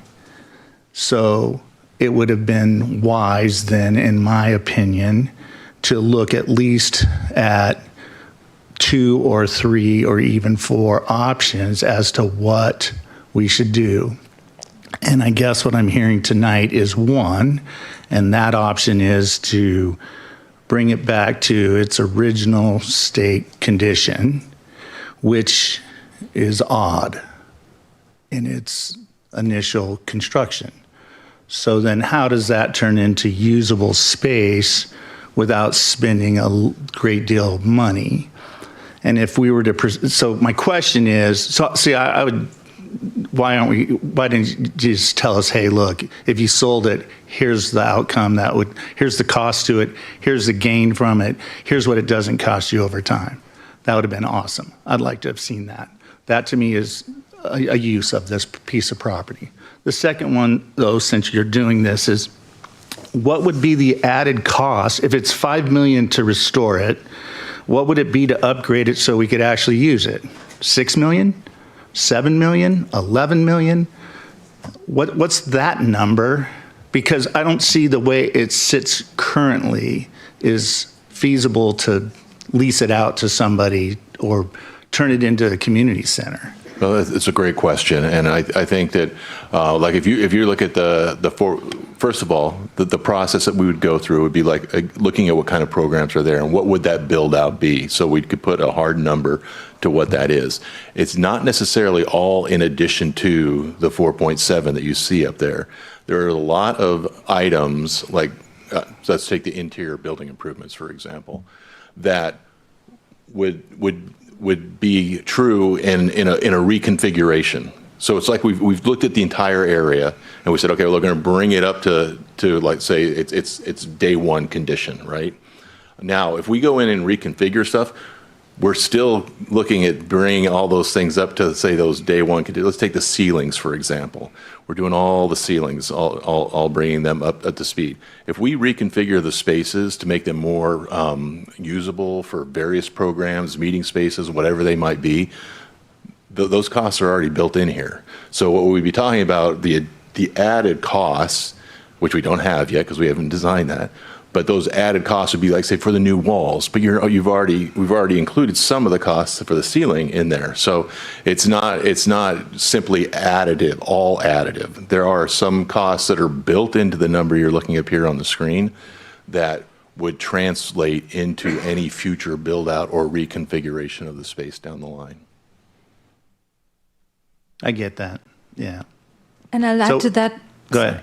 Yeah, we please. haven't heard from the community. We don't know what we want to do with the building, and so I heard from the community a lot tonight, so I'm listening. I heard what they were saying.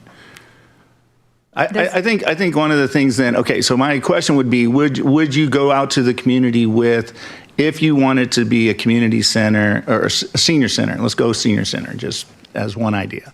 Okay, here's the cost of that. If you're going to do it into a symphony, so the symphony could perform there and make it so that would be, they could even store some stuff there. That would be really nice for them too, right? And we're going to rent that to them. What would that cost us? So if you don't, my point here, I'm hoping then, here's my question, can we come to the community with, here's 5 ideas that they had tonight, and here's the cost, and would you still want to do it then? Here's the ongoing cost for it. Here's the cost to you, because some of you even, they said, okay, so first answer the question. Can we do that? Can we present the feasibility? Do I get to go to the residents at my reach out and tell them, here's what the cost is? Councilmember, your time has expired, but I'm going to let the staff go back, and while we're learning all this, I'm going to let the staff go back and answer that question. We'll come to the next person in line.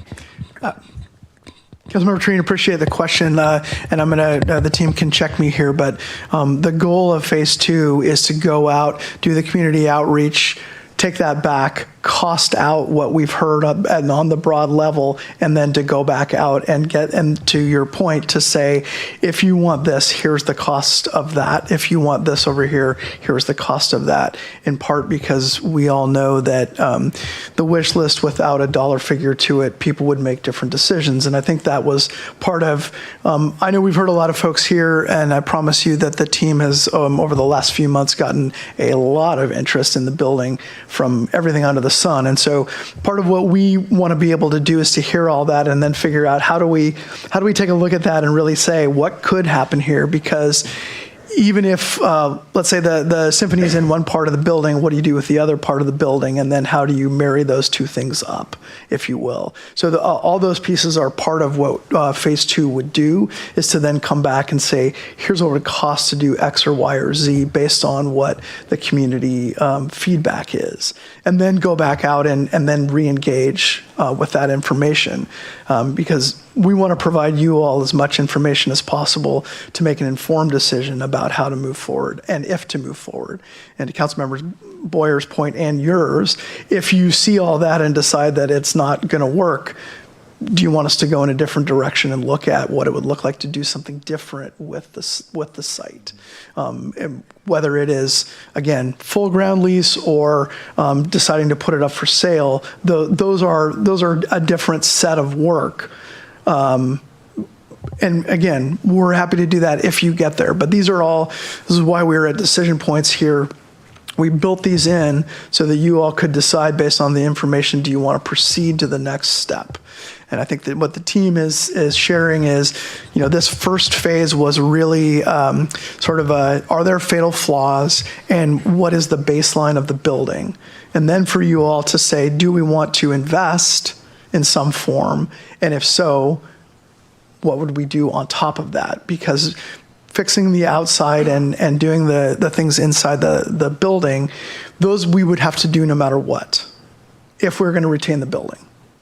That's kind of the buy-in, if you will, from my perspective. And I think that's what I heard from the team when we were discussing this. That's the buy-in to make it really operationally sound. And I think what you heard is all those costs wouldn't necessarily be included if we also did improvements, but those improvements would be above these numbers. And I think that's why we want to do that next phase of going out and asking people, what do they want to see? What are the hopes and dreams? And then what might those cost? And I want to be really clear about this piece. The capital side is different from the operational side. Councilmember Boyer's been really clear about this as well, is to say, depending on what you might do there might be a different operational cost. And again, there's a lot of choices in there, and those are for you all to make, but we want to provide you that information. And so that's what phase 2 is about. Okay. We have not yet heard from Councilmember O'Farrell. Did you, or Deputy Mayor, if you would like to go? No? I'll just add one thought. I'm concerned that when we go to the community with the request for, hey, what do you want to have in this building? We are building up a lot of hopes and dreams. And if we can't afford them, we are going to look really bad. And I really wish if I could have what I want, phase 2 would address all the options for the building, including leasing it to another entity, selling it outright, and the range of things that could be done that the community wants. We have to be fiscally responsible with what we do. And when you ask what my wish is, it's that we come up with a fiscally defensible and sustainable choice. I didn't tie myself, but I think it was less than 4.5. Okay. Councilman Boyer, note your light. I will, but I'll jump in first and then we'll go on to round 2. If you could please very briefly explain to us what would trigger a change of occupancy for the building, resulting in a higher level of code compliance. If it's possible to do that. If it's not, I'm happy to take it. Well, there could be, the most important thing is how many people per square foot or how many square feet per person. So right now you have an assembly space, the gymnasium, all right, that could have 7 square feet per person. So there could be, I don't know, whatever the number was, like 1,000 people in there. That's a high risk. What's exciting about that space is it's a big space, right, that the community could use. It could be an emergency center. It could be, it could be the symphony. It could be, so it's got a lot of possibilities that all fall within that assembly.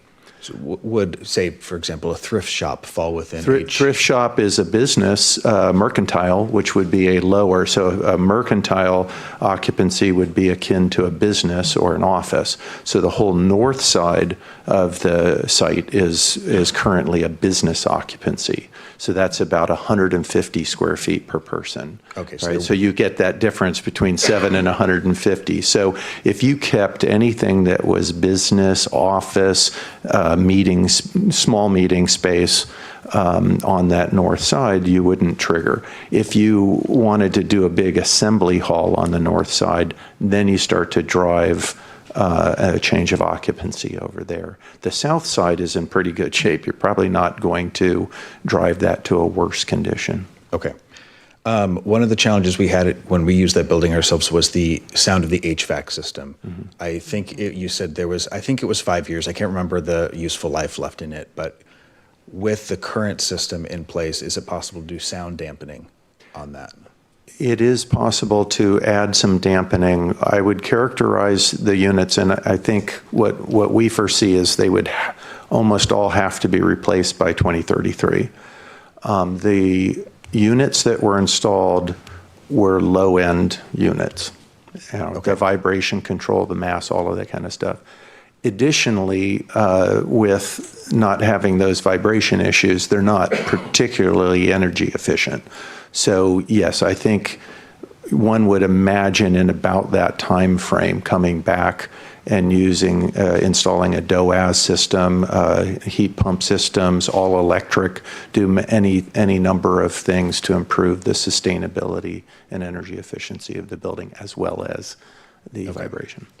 If during the community outreach portion during phase 2, you had a community group vocally opposed to us keeping the building and sent petitions or whatever, would you be precluded from including that in the community feedback to us, even though it falls outside of the scope of the community center framework that we've kind of developed here? I'm trying to address the concerns raised by other council members. Would we be excluded from hearing that feedback? No, I think that we are vessels. When we hear something, we try to make sense of it. We try to understand where it's coming from, how it fits with other input that we get, but we're not making any decisions for you. We're not filtering anything. And in fact, I mean, I think Scott made excellent points that, you really very well may have multiple tenants that want multiple things out of this building. And what we foresee our job is creating a number of options for you that then, in whatever way we think is the best or you think is the best, we get voting, we get feedback, we get some way to understand what is the best path forward. Okay, and my time is almost up, so just one request on the wall reconfiguration outline. If we could just see the level of effort associated with reconfiguring the walls, understanding the costs, like this wall, cheap to take down versus this one, load-bearing, lots of work, so that we can understand what reconfiguration might look like. Easy to do. Okay, perfect. And with that, my time is up. Councilmember Boyer. Thank you, Mr. Mayor. So I'm going to try and understand what you guys are doing in phase 2, because that was not my understanding going into this. So let's try this again. So if you go to the community and you're going to ask them, you're first going to say, what do you want? And they're going to say, 1,000 different people want 1,000 different things, bowling, bingo, inside motocross, whatever they come up with, right? And then you're going to go away and then cost each one of those. So you're going to give us the recurring, the non-recurring, the long-term, the all-up life cycle costs of doing different versions of whatever the community brings to us. Is that true? So we are going to first go out into the community and educate them on what we already have. Before we even listen to them, I think it's important for us to share and just have everyone understand what we already offer, and also you mean in the city? Yes. Okay. Within the city. Yeah. And then we will listen to them, and we'll also likely let them know that it's, we'll explain our service model, we'll explain that these things are likely going to cost. So we're not going to just get this big wish list and come away and then come up with these big costs. So we will let people know that these things How will you do that, Anjali, if you don't know what you're going to offer? Right. When we listen to them, we will be taking notes, like even if they want a space to use, it's not like it's going to come for free. There is a cost associated. There are different models in which it can be charged in the form of rent. It can So we be do know charged- what those costs are now. We wouldn't know when we are first listening. And Okay, then- so then on the second round, you would tell them. Exactly. Okay, got it. I guess that's what I was getting at. You're going to get all the input, like I said, bingo, motocross, whatever. Then you're going to take all that and then again, recurring, non-recurring life cycle, total staffing, and they're very different because some of it, I'm not sure if these are employed, city employed or not, all that. So you're going to come back with the cost, right? Correct. Okay. So once we do that and we see all that, then we're going to make a decision here. How would you suggest we make that decision? Between what alternatives are we choosing? I think that's the process. The process is going to work out so right now, I don't know what you're going to be choosing. But I mean, am I going to get back one version of the community center, another version of the community center, another version of the community center? I think collectively, what we'll be doing is working with the community, and so we're in the outreach is really an information gathering phase, Sure. right? We're making some value judgments of the types of spaces that are either you're lacking or that are really desired by folks in the community. And then it's looking at how those spaces work together. We're not going to be able to do everything, right? The buildings it's a finite resource, and what we want to do is make the best investment that the city can make in that space that gets the biggest return on your investment. And so we're going to work with the community, everyone here, to understand what are those spaces. We kind of, Anjali had mentioned, we're going to kind of let the community also know what you currently have, because we don't want to sort of duplicate assets with it. We sort of want to be able to have this enhance all of the existing components you have in the city. So I think typically when we're running our outreach and we're asking what it is that folks are missing in the community, it's not just simply creating a wish list of things that happen. There's going to be it's gathering this. You're beginning to look at how many, what is the highest ranked value, for instance. So we're going to get back we're going to get back a recommendation. Is that true? Yes. Well, you want to go? Well, the contract says there could be two or three, so up to three. So, up to three. Yeah. So I guess that's what I was saying before. We might have this version of a community center, that version of a community center. This one's got bowling, that one's got motocross, this one has bingo, right? It could be that. Councilmember, your time has expired. Is that what we're going to get back? Yeah, and then the final result might be I want a little bit of that one, this one, and this one. And you're still going to sort of find it, but you'll have like those three options to review, understand what the cost implications are on each one, and some will have more of a return on the investment depending on the types of spaces there as well. But yeah, you wouldn't just there won't be like the final. This is it. You'll have those. You'll have those plans to be able to look at and see what you want to do. There are many decisions that we can make on the fly as architects. If somebody says we need a big hole in this building, we can say, okay, that means cutting a lot of concrete and it means losing square footage. If they need high level, really hot spaces or cold spaces, we know the implications on those.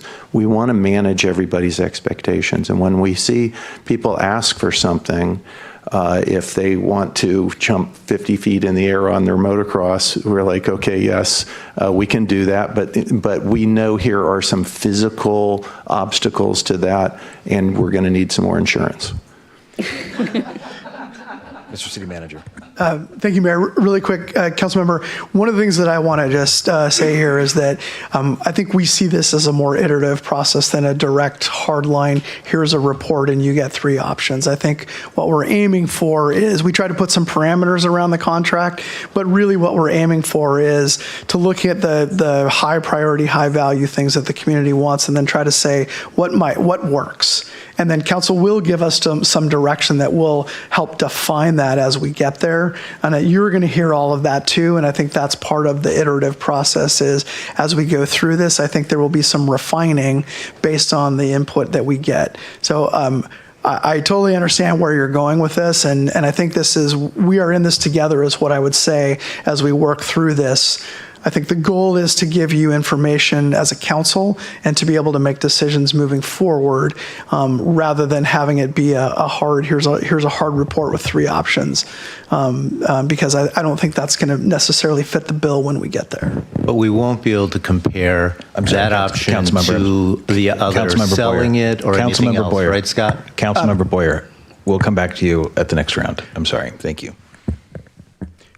Just to quickly finish that thought, Councilmember, if council desires to look at those other options, we are happy to do that in concert. We would just need some direction to go forth and do. So I think that's always on the table for you all as well. We would just need some direction to put that together. Councilmember Stewart. Yeah, thank you.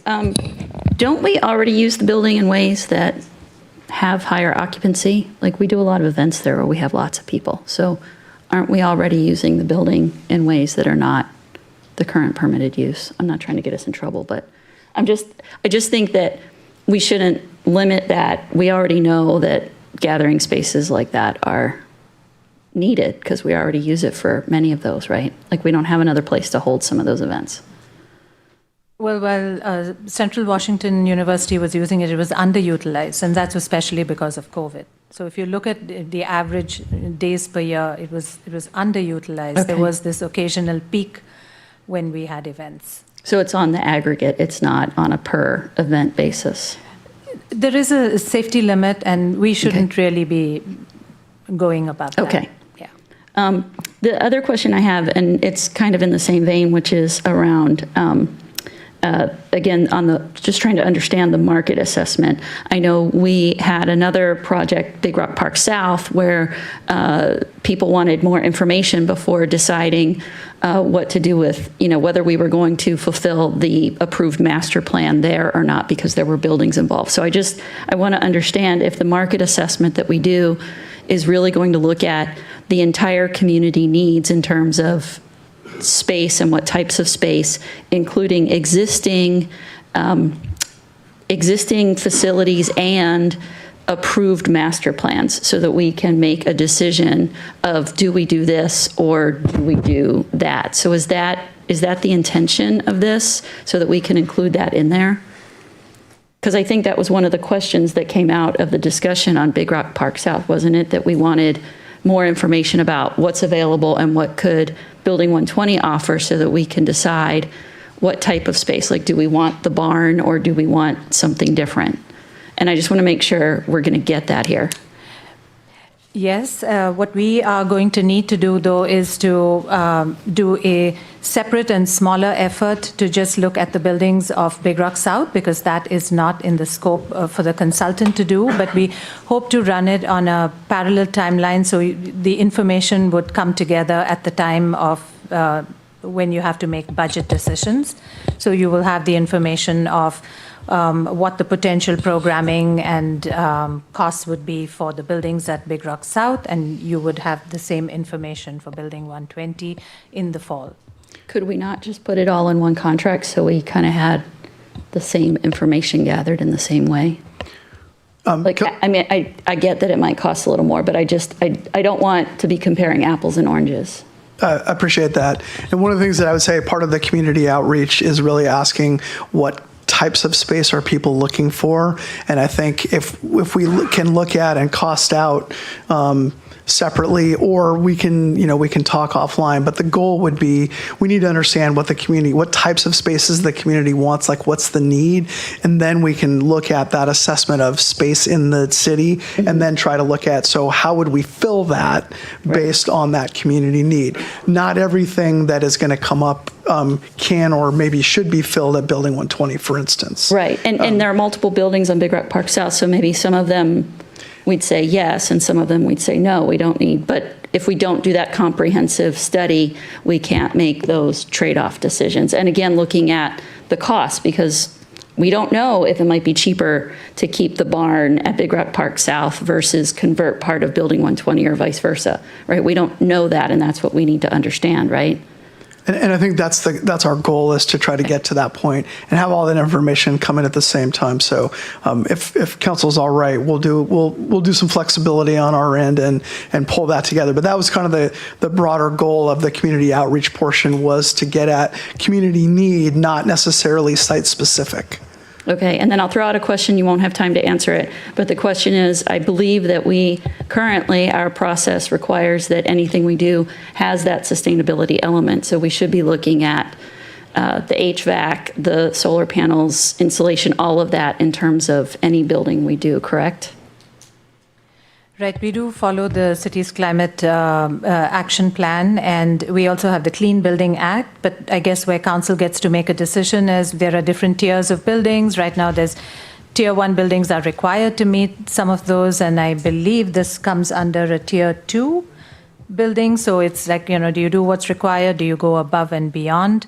I don't think those are things we have answers for today, but we would look to you for, again, what goals you would like us to accomplish.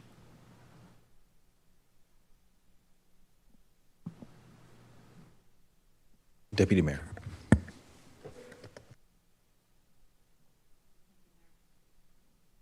Went the wrong direction. Can you describe for me the community outreach process and tools that you're going to use to get that kind of feedback? And I'm wondering, when we say we, will we just get a report from you when all is said and done, or is there a role for the council in that to really hear directly from people what they're telling you they want to have, and how you're framing it, because that will impact how they answer it? Well, I think, as Anjali said, we need to inform the community about what we've done to date about the building, to talk about what it is good at, how big it is, all of these conditions. We have a general plan for a couple of big community meetings, to be at the farmers market, to be in public places, also to collect data in a variety of ways, and we need to work all of this through with Anjali and make sure that the plan hits all of your goals, to really reach out to the people who can be here tonight, the people who can't be here tonight, to reach broadly. We will, I think, have minutes. We will have drawings. We will have, as we talk about, they won't be incredibly well developed for every option, but we will be capturing spatially what people are saying they can use. So there will be a very firm record. Then there has to be a meeting where we're really looking at a variety of these together and saying, and I think we've talked about, what are you willing to pay for, right? So there has to be an operational model for this. We understand that the city isn't looking to hire 10 people to run this building, all right? So what can the programs that we're reaching out to, what can they provide? So all of this will be brought into a variety of options. I think there'll also be kind of sub-options. There might be somebody that only wants the gym side. There might be somebody that only wants, so it might be a lot of mix and match, but we're going to try to put all that together in a way. And is it voting? Is it, we don't really know yet what is our, how to bring it across the finish line. But if you approve us to move forward, we have tentatively a meeting scheduled for tomorrow to begin putting this to bed. Yeah, we're working with Framework on this, and Leslie Bain, who's worked on your arts program here as well. So the intent is that we're going out and we're meeting people where they are. We're trying to get, so there's a multitude of different ways, surveys and other things that we'll be conducting, and some of those things will be like value judgments. Do you like a meeting room space? Do you like a meeting room space if it's X amount of dollars, which may all of a sudden take a yes to a no. So I think it's a comprehensive way to gather data. Then we'll sift through the data with the team, and then kind of give you recommendations and show you the results and provide what the recommendation would be based upon what we're seeing. And the public meetings and focus group meetings, we'll have dates for those. Council is welcome to attend any and all of those, or join us at the market when we have a booth, and then you can hear directly from the community as well. As well as any council meeting through the process. I think that's the other part is, I mean, obviously these are great ways for folks to come in and engage with council. Mr. City Manager, your light is still on. And then Councilmember O'Farrell.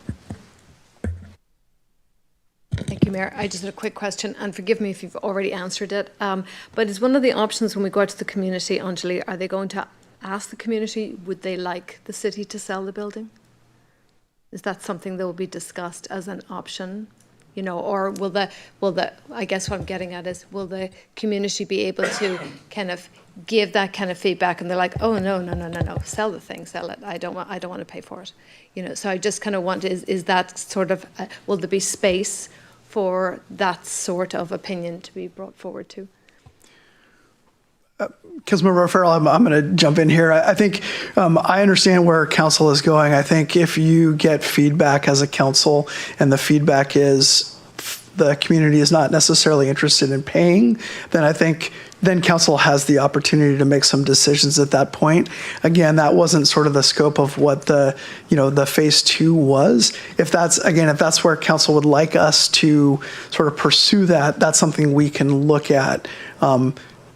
Asking it in the vacuum again is always the challenge, and that's why we want to try to wrap some cost around these things without doing a separate body of work around what it would look like to sell it. We wouldn't necessarily know what the market is for a building like this to be able to say, would you like us to sell it so that the city would generate X amount of revenue? That's a different question. And so I think this is our challenge right at the moment is, council directed us onto this path. If there is a different one, we're happy to engage on that one again. But it would be a slightly separate body of work that we would need to do. No, that's good enough for me, Scott. No, I think I'm really interested to hear what the community has to say. So no, that's good enough for me. Councilmember Treen.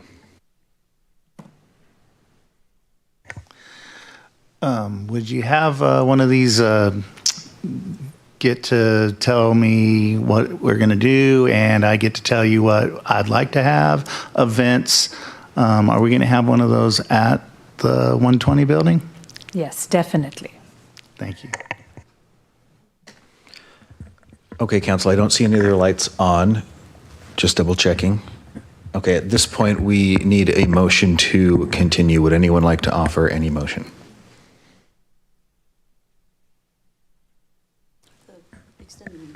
I'm sorry, it would be a motion about whether we move on to phase 2 or not. So thank you for asking that. Yes. So is there a motion to move on to phase 2? I don't know if you had any requested language for you, but I think it's just a motion to continue on to phase 2. I can make that motion. I move that we move on to phase 2. Okay, it's been moved. Second. And seconded. Councilmember O'Farrell, would you like to speak to your motion? No. Okay. All right, I've got Councilmember Lamb. Your light is on. Okay, Councilmember Stewart. It's kind of a question. Is this the right time for us to give Anjali, this is what we want to see for phase 2, since phase 2, just saying phase 2 is a little ambiguous at the moment? So I think that would come after the That's motion is approved. after. If we approve, if phase 2 fails now, that would be a moot conversation. Okay, So after so this if motion. this motion passes, then we get to tell Yes. Anjali what our hopes and dreams. Yep. Okay, because I really want to share my hopes and dreams. Okay. Oh, just for the building, you mean, not my hopes and dreams for everything? Just limited to the Oh, motion, sorry. yeah. So I don't see any other lights on. I have heard a couple of the concerns from council members about the optionality to sell the building. While I don't support selling the building, I think it is important that we hear that from people. So what I would like to do is offer an amendment that phase 2 includes that as a proactive outcome from residents. It could be, give them the options, let them tell us what they want, and also proactively allow them to tell us that they don't want to pay for it. That way, when it comes back before, that's the motion. Add that to it. So I'll second the amendment to the motion. Okay. To add the part about allowing an option for selling the building. Thank you. Okay. I've accidentally already spoken to my motion, so would anyone like to make commentary on the amendment? Councilmember Now I'm Stewart. confused because I thought you just said we were just going to approve moving forward and then talk about what we want to see in phase 2. Correct. So we had a motion on the floor to approve phase 2. I offered an amendment to include in phase 2 when we're going out to the community, asking if they would also like to sell it. That way we can hear all of the feedback, because it sounded like staff had what they interpreted as clear direction to only offer the community center option. And so this is to allow them to also collect feedback on if selling the building is something the community wants. So I think I need more clarity then on what we're, because I thought that what we were providing, like I have a list of what I want to see in phase 2. And so if we're scoping phase 2 in this motion, then I think my stuff needs to be in the motion. Right, then I think everybody's stuff needs to be in the motion. Because I thought we were approving a motion to move forward, and then we were all going to say what we wanted phase 2 to include. But now you're adding an amendment to say, I want phase 2 to also include this, but we're not including any of the things on anybody else's list. So that's why I'm confused. I get the confusion there. So I am amending the phase of the contract, not the desires of it's an amendment to the phase of the contract, not part of my wish list. If that makes It doesn't make any sense to me. I'm sorry. I'm still very confused. So are we scoping phase 2 in the motion, or are we scoping phase 2 after the motion based on what everybody says? I can clarify that what we are looking for is your wishes and dreams. Do you want to see the space used for a thrift shop? Do you want it to be used for more, basketball, pickleball? So that's kind of what we want after you pass this motion. I guess what we are hearing from the mayor is our scope in the contract was just to focus on a community center use, and I guess the clarification is you want to make sure one of the clear questions is if the community does not want to pay for this, you want that to be proactively asked. Correct. It sounded like as part of this discussion, that was kind of softly added as an option that would be doing. All I'm doing is clarifying that does become part of the phase 2 scope. Well, then I'd like to make another amendment because I have 4 things that I want included in phase 2. So I move that phase 2 include additional community outreach to ensure that we hear from people that we have not already heard from and that don't attend or follow meetings. So I think it's really important because we do hear from some great people here, but we don't hear from a whole lot more people than we do hear from. I'd also like it to summarize the top, sort of 2 to 3 community center options, as well as the mixed use and the cell option, right? Which is to be able to compare, here's what we would get if we did community center option 1, community center option 2, community center option 3, and then what if it was mixed use versus what if we sold it? So I think it should include all 5 of those, up to 5, because it would be 2 to 3 community center options. I think that we also have to get back, as part of that, the inclusion of how does Big Rock Park South and the buildings in Big Rock Park South and other existing resources play into what is needed. And finally, I would like to see a breakout of the sustainability upgrades and how much those costs, and also how many trees we would have to plant if we didn't do those sustainability updates. So that's a motion to amend. there's a Mayor, second. if I may, given the conversation, perhaps if those that offered the amendment and the motion could rescind them, then we can hear from all of council, because it sounds like we're not quite ready to actually vote on a motion, if that's okay. I think we can take what we've already heard from Councilmember Stewart and yourself, and then maybe the rest of council can weigh in. We can get all that, and then if that's okay, then we could move forward. So procedurally, if it's all right, maybe we can rescind both of those and then get the rest of council's input. I would rescind my second to the amendment of sell the property. Okay, I'm withdrawing my amendment. Councilmember Stewart, did you have a second? I didn't have a second. I'm Okay. still confused on what we're doing then. I would second. And Councilmember Stewart, my apologies. So I did have a second. But we didn't ask you to amend the motion. Yes, but you were making a motion, and there was a motion with an amendment on the table. So what I'm suggesting is, per Robert's rules, that one couldn't be made to that amended motion. So I was just Actually, suggesting. that's not true. You could have a series of amendments for Robert's rules. I'm just saying, like, if that's what we're saying, you can have 3, 4, or 5 amendments. So there's no rule that says you can't have multiple amendments. Fair. I thought it might be easier than doing competing or add-on amendments, just to get all the information first and then try make the motion again. Excellent. So what's on the floor? So at the moment, I believe, Mayor, that the mayor rescinded his amendment. And if, I can't remember who made the original motion. If Councilmember Farrell would rescind it, then we can just hear from everybody and then start that process over again. Start the process over, like call for the motion. No, just to hear everyone's, what they would like to Hopes and see dreams. in phase And 2 before we get to hopes and dreams, just to confuse everybody. I just think we should take the vote and then move forward. But okay, if we want to do it backwards, okay, fine. I rescind my motion. So, to clarify, you are asking us to all state what we would prefer the scope of phase 2 to be. Correct. That way we can offer a motion. Correct. That encompasses it all at once and not have a hodgepodge of amendments. Correct. That seems fair to me. Okay. Okay, so this is separate from what goes in the building, it's how we do it. Scope of phase 2 is in the agenda if people would like to review that real quick.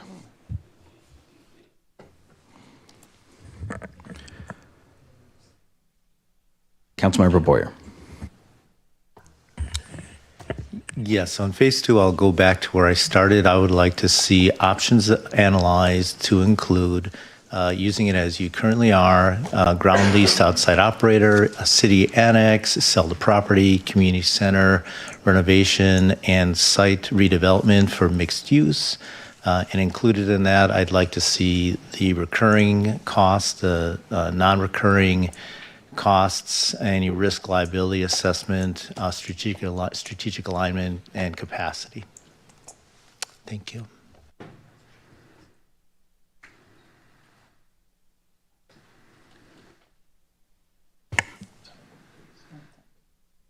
Councilmember Trine. I concur with Councilmember Boyer, and I would just add one other thing, which is the lead.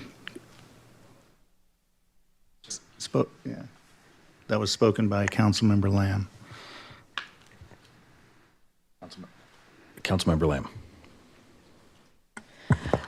So I again want to see this building built as remodeled as sustainably as possible. So that includes LEED certification.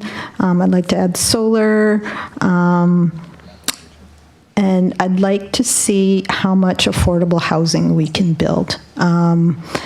There is 11.7, this is my calculations, there's 11.75 acres of buildable land. And, you know, within this lot sits the building 120. But I'd like to know, like, where we can build affordable and how much we can build. How can we maximize it, whether it's in front or behind the building? How can we do it? And I'd like to rezone this to mixed use.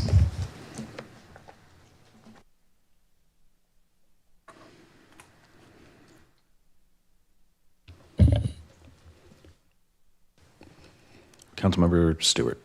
Oh, I was just, if everybody's done, I was going to make a motion to try to incorporate what everybody said, so. I was just waiting if everybody's done. Were you tracking what was? I am. We'll go back and review the tape later. I think what I would say is we heard everyone, and I think what I would suggest is we've got it all. What I would want to be clear about with council is how much money we might be spending on top of what was already planned in order to do some of this stuff. So I just want to be clear about that. We might need to come back and talk about that, and when we go back and look at all these component pieces. And so I just want to put that out there. But in the short term, Mayor, I think we heard it all, and so somebody wants to move to make the motion to now move into phase 2 with. Oh, and Anjali has a jump in. And with that will come added time. We wouldn't be able to get to this by July. We'd probably work on a contract amendment, come back to you, and then it would move the work out to the fall. There's no realistic way we would get through this list by the end of June.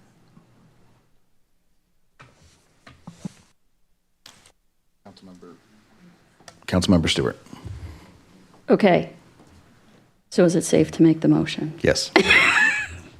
So I move that we move forward with phase 2 that ensures that we include 4 to 5 options, including selling the property and adding or converting to mixed use, complete and thorough outreach of community needs, comparing those needs with existing facilities, plus building 120 potential and any approved master plans, including Big Rock Park South, and include sustainability upgrades, not limited to, but including LEED certified, solar, et cetera, and again, adding the cost estimates, both capital and operational costs for all of those. And potentially affordable housing in the mixed use sector. Is there a second? Can I amend that? Well, first you have to second it, and then you could amend it. Councilmember Stewart. Second. Okay, it's been moved and seconded. Councilmember Stewart, would you like to speak to your motion? Yes. Thank you for your excellent presentation. I know this is a big scope of work. As you can see, there's a lot of passion from the council and the community on this, which just tells you how great it is.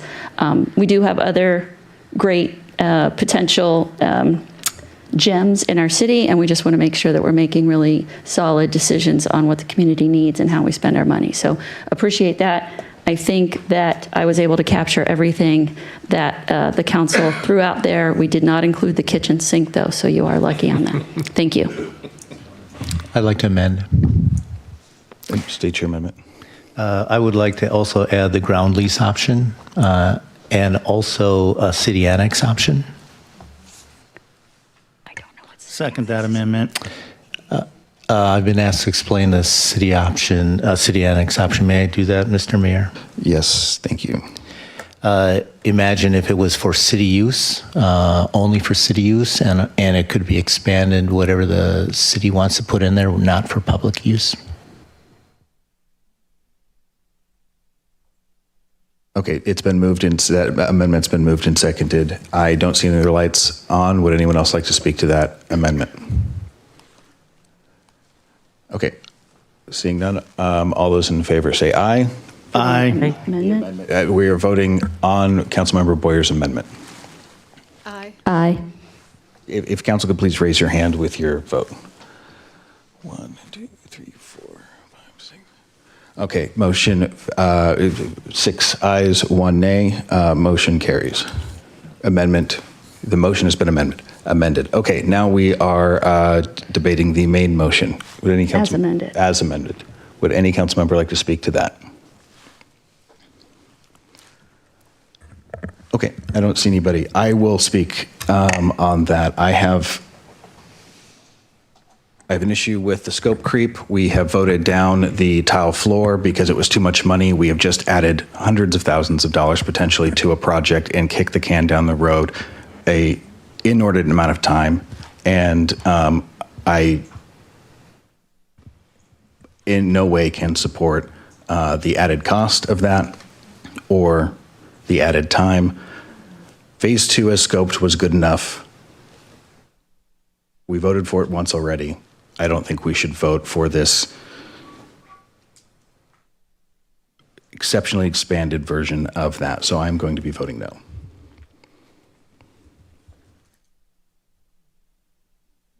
Okay, seeing no other lights on, all those in favor of the motion on the floor as amended, please raise your hand and say aye.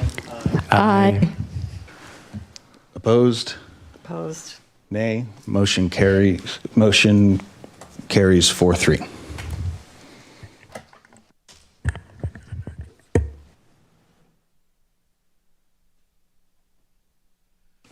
Okay, and at this point, you would like to hear the wish list? We can do a time check and we can come back. I guess the first step for us is now going to be to bring a contract amendment to council. Okay, yep, I think that that's probably, the wish list will probably change after we hear that. So if council is okay, we will skip that portion of the conversation. All right, and then we will move on to thank you very much for your time tonight, and we look forward to hearing back from you. Thank you.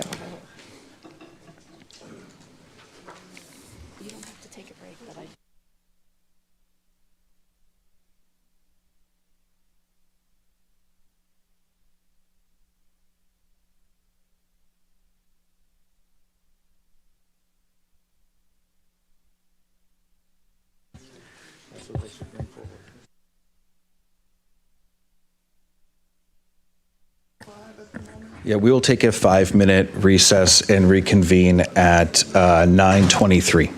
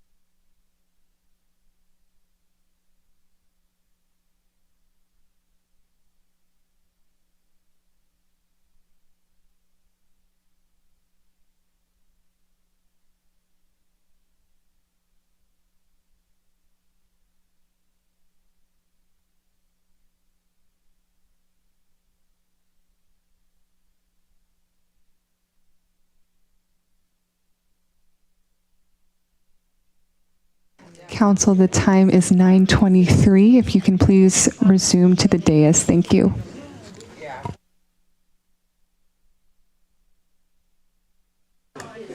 All right, Council, let's go.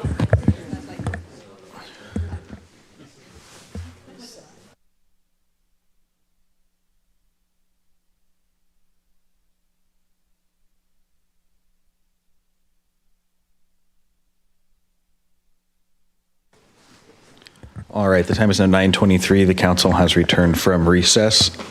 Up next, we will have a presentation about the Memorandum of Understanding. Good evening, Council. For the record, Rachel Bianchi, Deputy City Manager. We are just going to have a very short conversation about this MOU tonight. So, as many of you know, in early 2024, the City and AFSCME Council Local 2 entered in their first successor collective bargain agreement. That became effective February 27th of 2024 and will expire, at the end of this year. As a part of the contract negotiation process for the current contract, the city and AFSCME identified a couple of things in the contract negotiations that we could not come to agreement on, but knew that it was something that we wanted to keep working on through the term of the contract. This is very common in these types of things, right? Happy to report that through the Labor Management Committee, which includes the city and the union, we did come to terms of the agreement, which is before you. The language pertains to emergency lodging in Article 6, Section 4E. This codifies, basically what this does is codify the city's longstanding existing practice to do this. So we are asking that you go ahead and approve the MOU so that it can be added into Article 6, Section Section 4E of the CBA. And this is important and supported by both sides. So appreciate the opportunity. Thank you. Thank you very much. Council, are there any questions? I don't see any lights. Is there a motion? Okay. Deputy Mayor. I move that we adopt the MOU as recommended. Second. It's been moved and seconded. Would you like to speak to your motion? No, thank you. Any discussion? Okay, seeing none, all those in favor, please say aye. Aye. Opposed? Nay. Motion carries 6-1. Thank you very much. Okay, and now we have a presentation on the review scaling. Going to review the scaling of parks and transportation impact fees in new impact fee code section. We have 34 minutes. So, Mr. Director, how long is the presentation, and should we right now make a motion to extend? The presentation's about 15 minutes and depends on questions and feedback, which will ultimately drive the length of the meeting. Okay, so we will have you go through your presentation, hold questions to the end, and then we can make a decision based on the number of lights that pop up if we're going to extend at that point. And we'll do our best to get through this presentation quickly. Awesome, thank you very much. All right, floor is yours. Good evening, David Pyle, Department of Community Development. With me, I have Evan Fisher, who's a senior management analyst and also has been the project manager on the city's impact fees.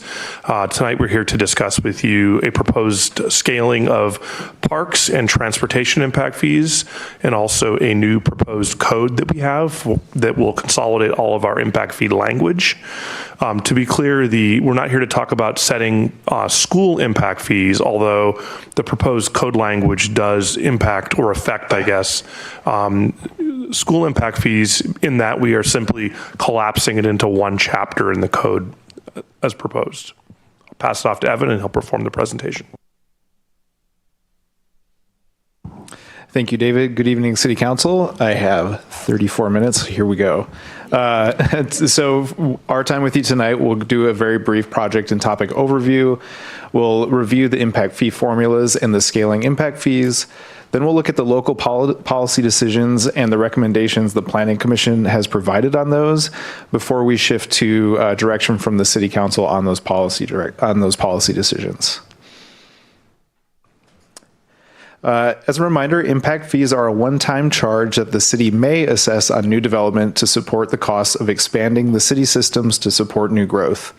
The may is important here because it is a local policy decision provided by state law and not a requirement. Impact fees are used to fund capacity adding projects identified in the capital facilities element of the comprehensive plan and maintain adopted levels of service in plans like the comp plan, PROS plan, and TMP. They can be thought of as a tool to help ensure development helps pay for development. We are updating our impact fees in response to Senate Bill 5258, which now requires that impact fees scale with the size of development. Simply put, the new state law says that smaller units should pay less in impact fees and larger units should pay more. This was done as part of the state's effort to address housing affordability and incentivize smaller units. This work was meant to be done 6 months after the adoption of our 2024 comprehensive plan, so that would have been at the end of June of last year, so we're out of date. Additionally, with the adoption of the comp plan, it was a logical time to revisit our impact fees because we haven't done so since 2015. On screen here, you see our current impact fees. Our single family for parks is around $6,700. For street impact fees, we're looking at $14,200. And on the right, you can see how we stack up against neighboring and peer cities. But really, the thing to take away from this slide is that our current fees are a flat fee regardless of the unit size. Before we move on, we wanted to briefly reiterate the focus of this project. Really what we're looking to do here is use existing city data to develop a legally defensible methodology for calculating scaling parks and transportation impact fees that comply with the new state law. This project is not about amending adopted capital project lists or adopted levels of service. We can take a pause for a minute. I think this is one thing we really want to stress here. Our experience with the Planning Commission was that they had a lot of really good feedback about impact fees overall. One thing that the Planning Commission spent a lot of time on was discussing something that we really had no ability to change as part of this project. There was a strong interest on the part of some Planning Commission members that we would change the capital facilities project lists that were the result of prior efforts. So we typically go through a planning exercise where we put in place a level of service as a choice in the community, whether through a Parks, Recreation, Open Space plan or a Transportation Master Plan, and those are then included in the comprehensive plan. And those levels of service then result in the city's planning for capital facilities projects in order to maintain and meet those levels of service. Those are processes that happen on completely separate channels from this work that we're doing here. We understand from Planning Commission feedback that the lists that are generated as a result of those levels of service that we have adopted may not be agreed on by some members of the commission. However, this work here will not change those lists and will not change those levels of service. If that is something that is desired, we should stop this work altogether and go back to the drawing board and spend another year revisiting our comp plan, our Parks and Recreation Open Space plan, and our Transportation Master Plan, and change those levels of service, and then completely reboot our capital facilities projects lists. I just want to highlight that as we did spend a significant amount of time with the Planning Commission talking about that, and that is not something that we're talking about changing here, nor are we able to change that. That requires going back to the comp plan, back to the TMP, back to the PROS plan, and redoing that and resetting levels of service. To help us with this conversation, we've developed sort of this 5-part framework. The first is creating a formula that is legally defensible and used to calculate our impact fees. FCS, the city's consultant, has done this for us using industry standard best practices. Part 2 are the inputs that get fed into the formula. These are inputs based on local data, capital planning, policy decisions, everything David just covered. Next are the fees, which are the outputs from the formulas and the inputs. Then we have the local policy decisions around how the impact fees are assessed. And then last, we administer the program through the Sammamish Municipal Code. On screen, we have the transportation fee formula FCS has developed. As the numerator, we have eligible costs of capacity increasing projects, which is divided by estimated growth in the city in new person trip ends. The capacity increasing projects are derived from the city's adopted capital project lists. Person trips account for not just vehicle trips, but other modes of transportation like walking, buses, biking, scooting, etc. And once those inputs are run through the formula, we get the transportation impact fee amount. Next is the park formula. At the top, we have the value of the existing park system. You divide that by the city's population to get a park's capital value per person. You then multiply that by the estimated population growth, which is an input drawn from the comprehensive plan to get the park value needed for growth. You then use the project list to get the eligible capital improvement costs and divide that by the park value needed for growth.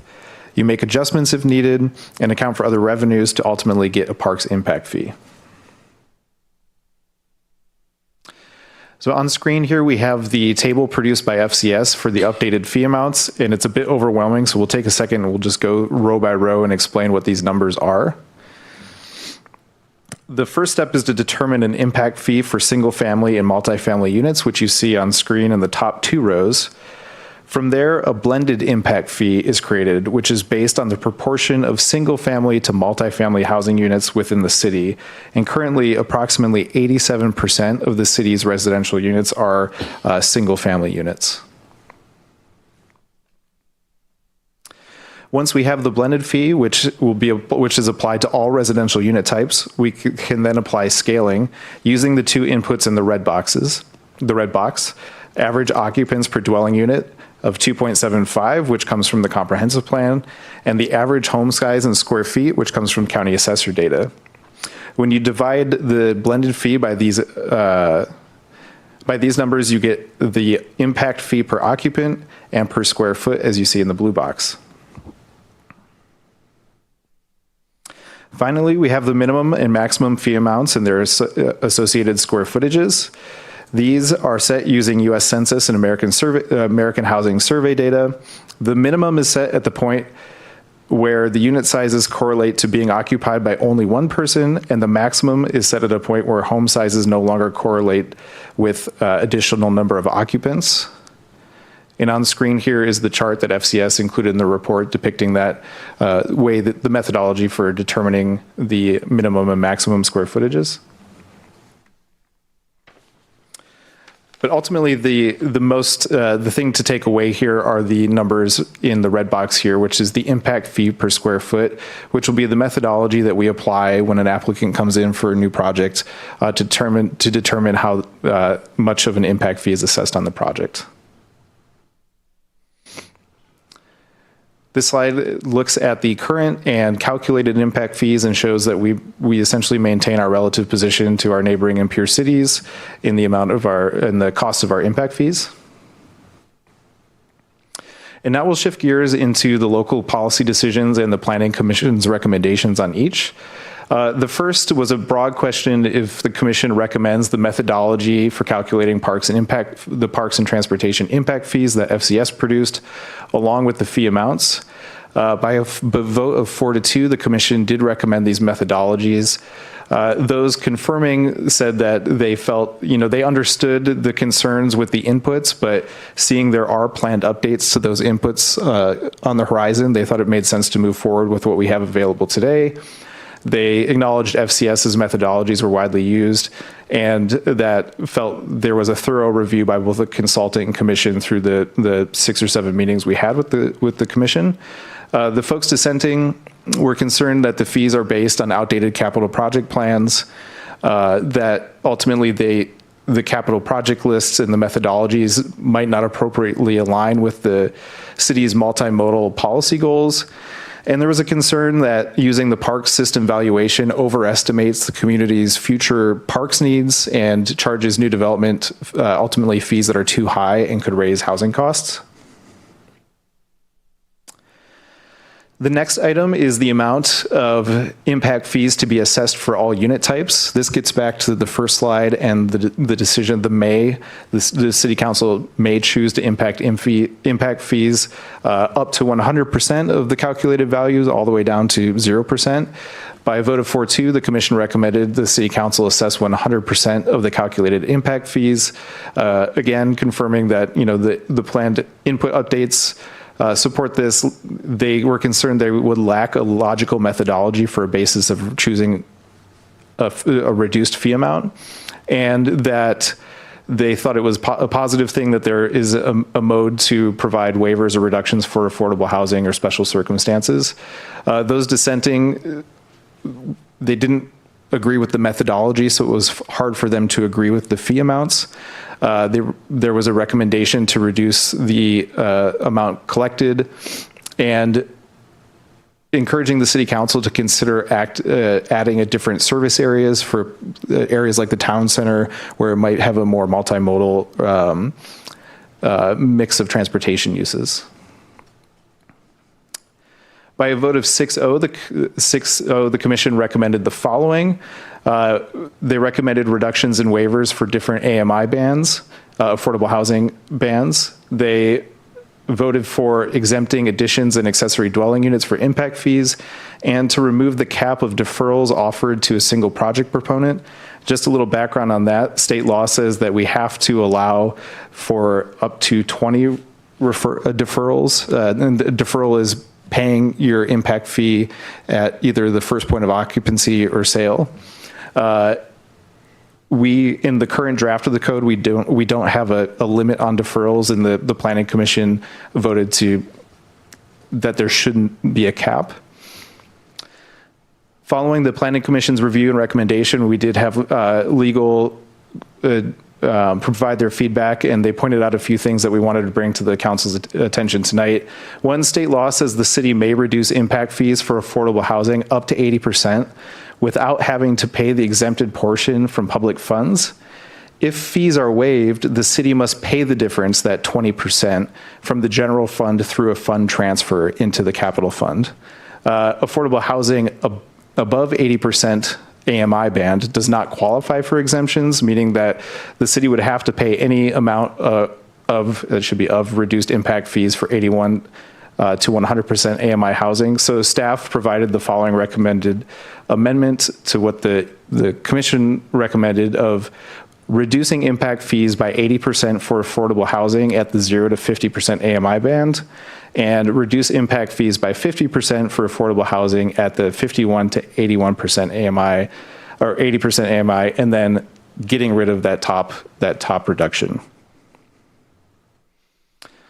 Further, from legal feedback, they pointed out that state law does not provide for exemptions for ADUs. We could choose to exempt ADUs, but if we do, we're required to pay those impact fees through a fund transfer. So we could choose to waive them if we want to make that choice, just with the understanding that we'd have to transfer from the general fund to the capital fund the amount of the impact fees. Staff's recommended amendment there is to remove ADUs from the list of exemptions, but that's completely at your discretion. Briefly, we just wanted to talk about the broader picture of what impact fees look like in the scheme of the budget and the revenues they bring in. They are the second largest direct revenue dedicated to capital construction following the real estate excise tax. But ultimately, we're talking about a small but important revenue source. The 25-26 budget projects revenues in the Parks Capital Fund of $450,000 of a total revenue of almost $9 million, so about 5%, and about 11% in the Transportation Capital Fund. And that chart there on the right just shows the actuals and budgeted of the revenues collected from impact fees. And briefly, as we said earlier, the impact fees are amended through implemented through the Sammamish Municipal Code. We have gone through and we propose to do a repeal and replace, consolidating all of our impact fee code into one clean section, getting rid of redundant and outdated language, and making sure our new code language can implement our scaling impact fees. And is consistent with state law. Yep. So the next steps, we're looking tonight for direction from the City Council, and if you agree with the Planning Commission's recommendations and staff's amendments on the methodology and fees, the waivers and reductions for affordable housing, the exemptions and removing ADUs from the exemptions, the deferral limit, and ultimately, we're poised right now to have a public hearing with you on this complete package, which would be a resolution to approve the scaling impact fee through the impact fee report, a resolution amending the city's fee schedule, and an ordinance repealing and replacing the code language on May 5th. If we're not ready for that, we can push it back, but we are set up for that right now. So asking the council if you're ready for that, and if not, what else we could provide to help you move forward.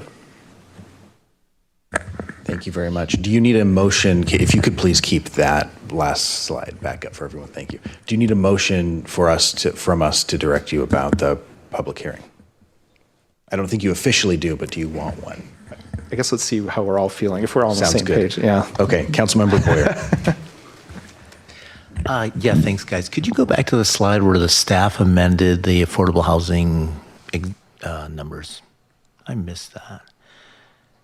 So it went to reduce impact 80% for affordable, reduce impact. Okay, so it was a change. Thank you. Just a question, and Evan, we talked about this before, on the CIP listing, it had that eligibility column in that. Who determines that eligibility percentage? The city worked with DKS, our transportation consultant, and they went through project by project and looked at on an ongoing basis. Oh, on an ongoing basis. Yeah.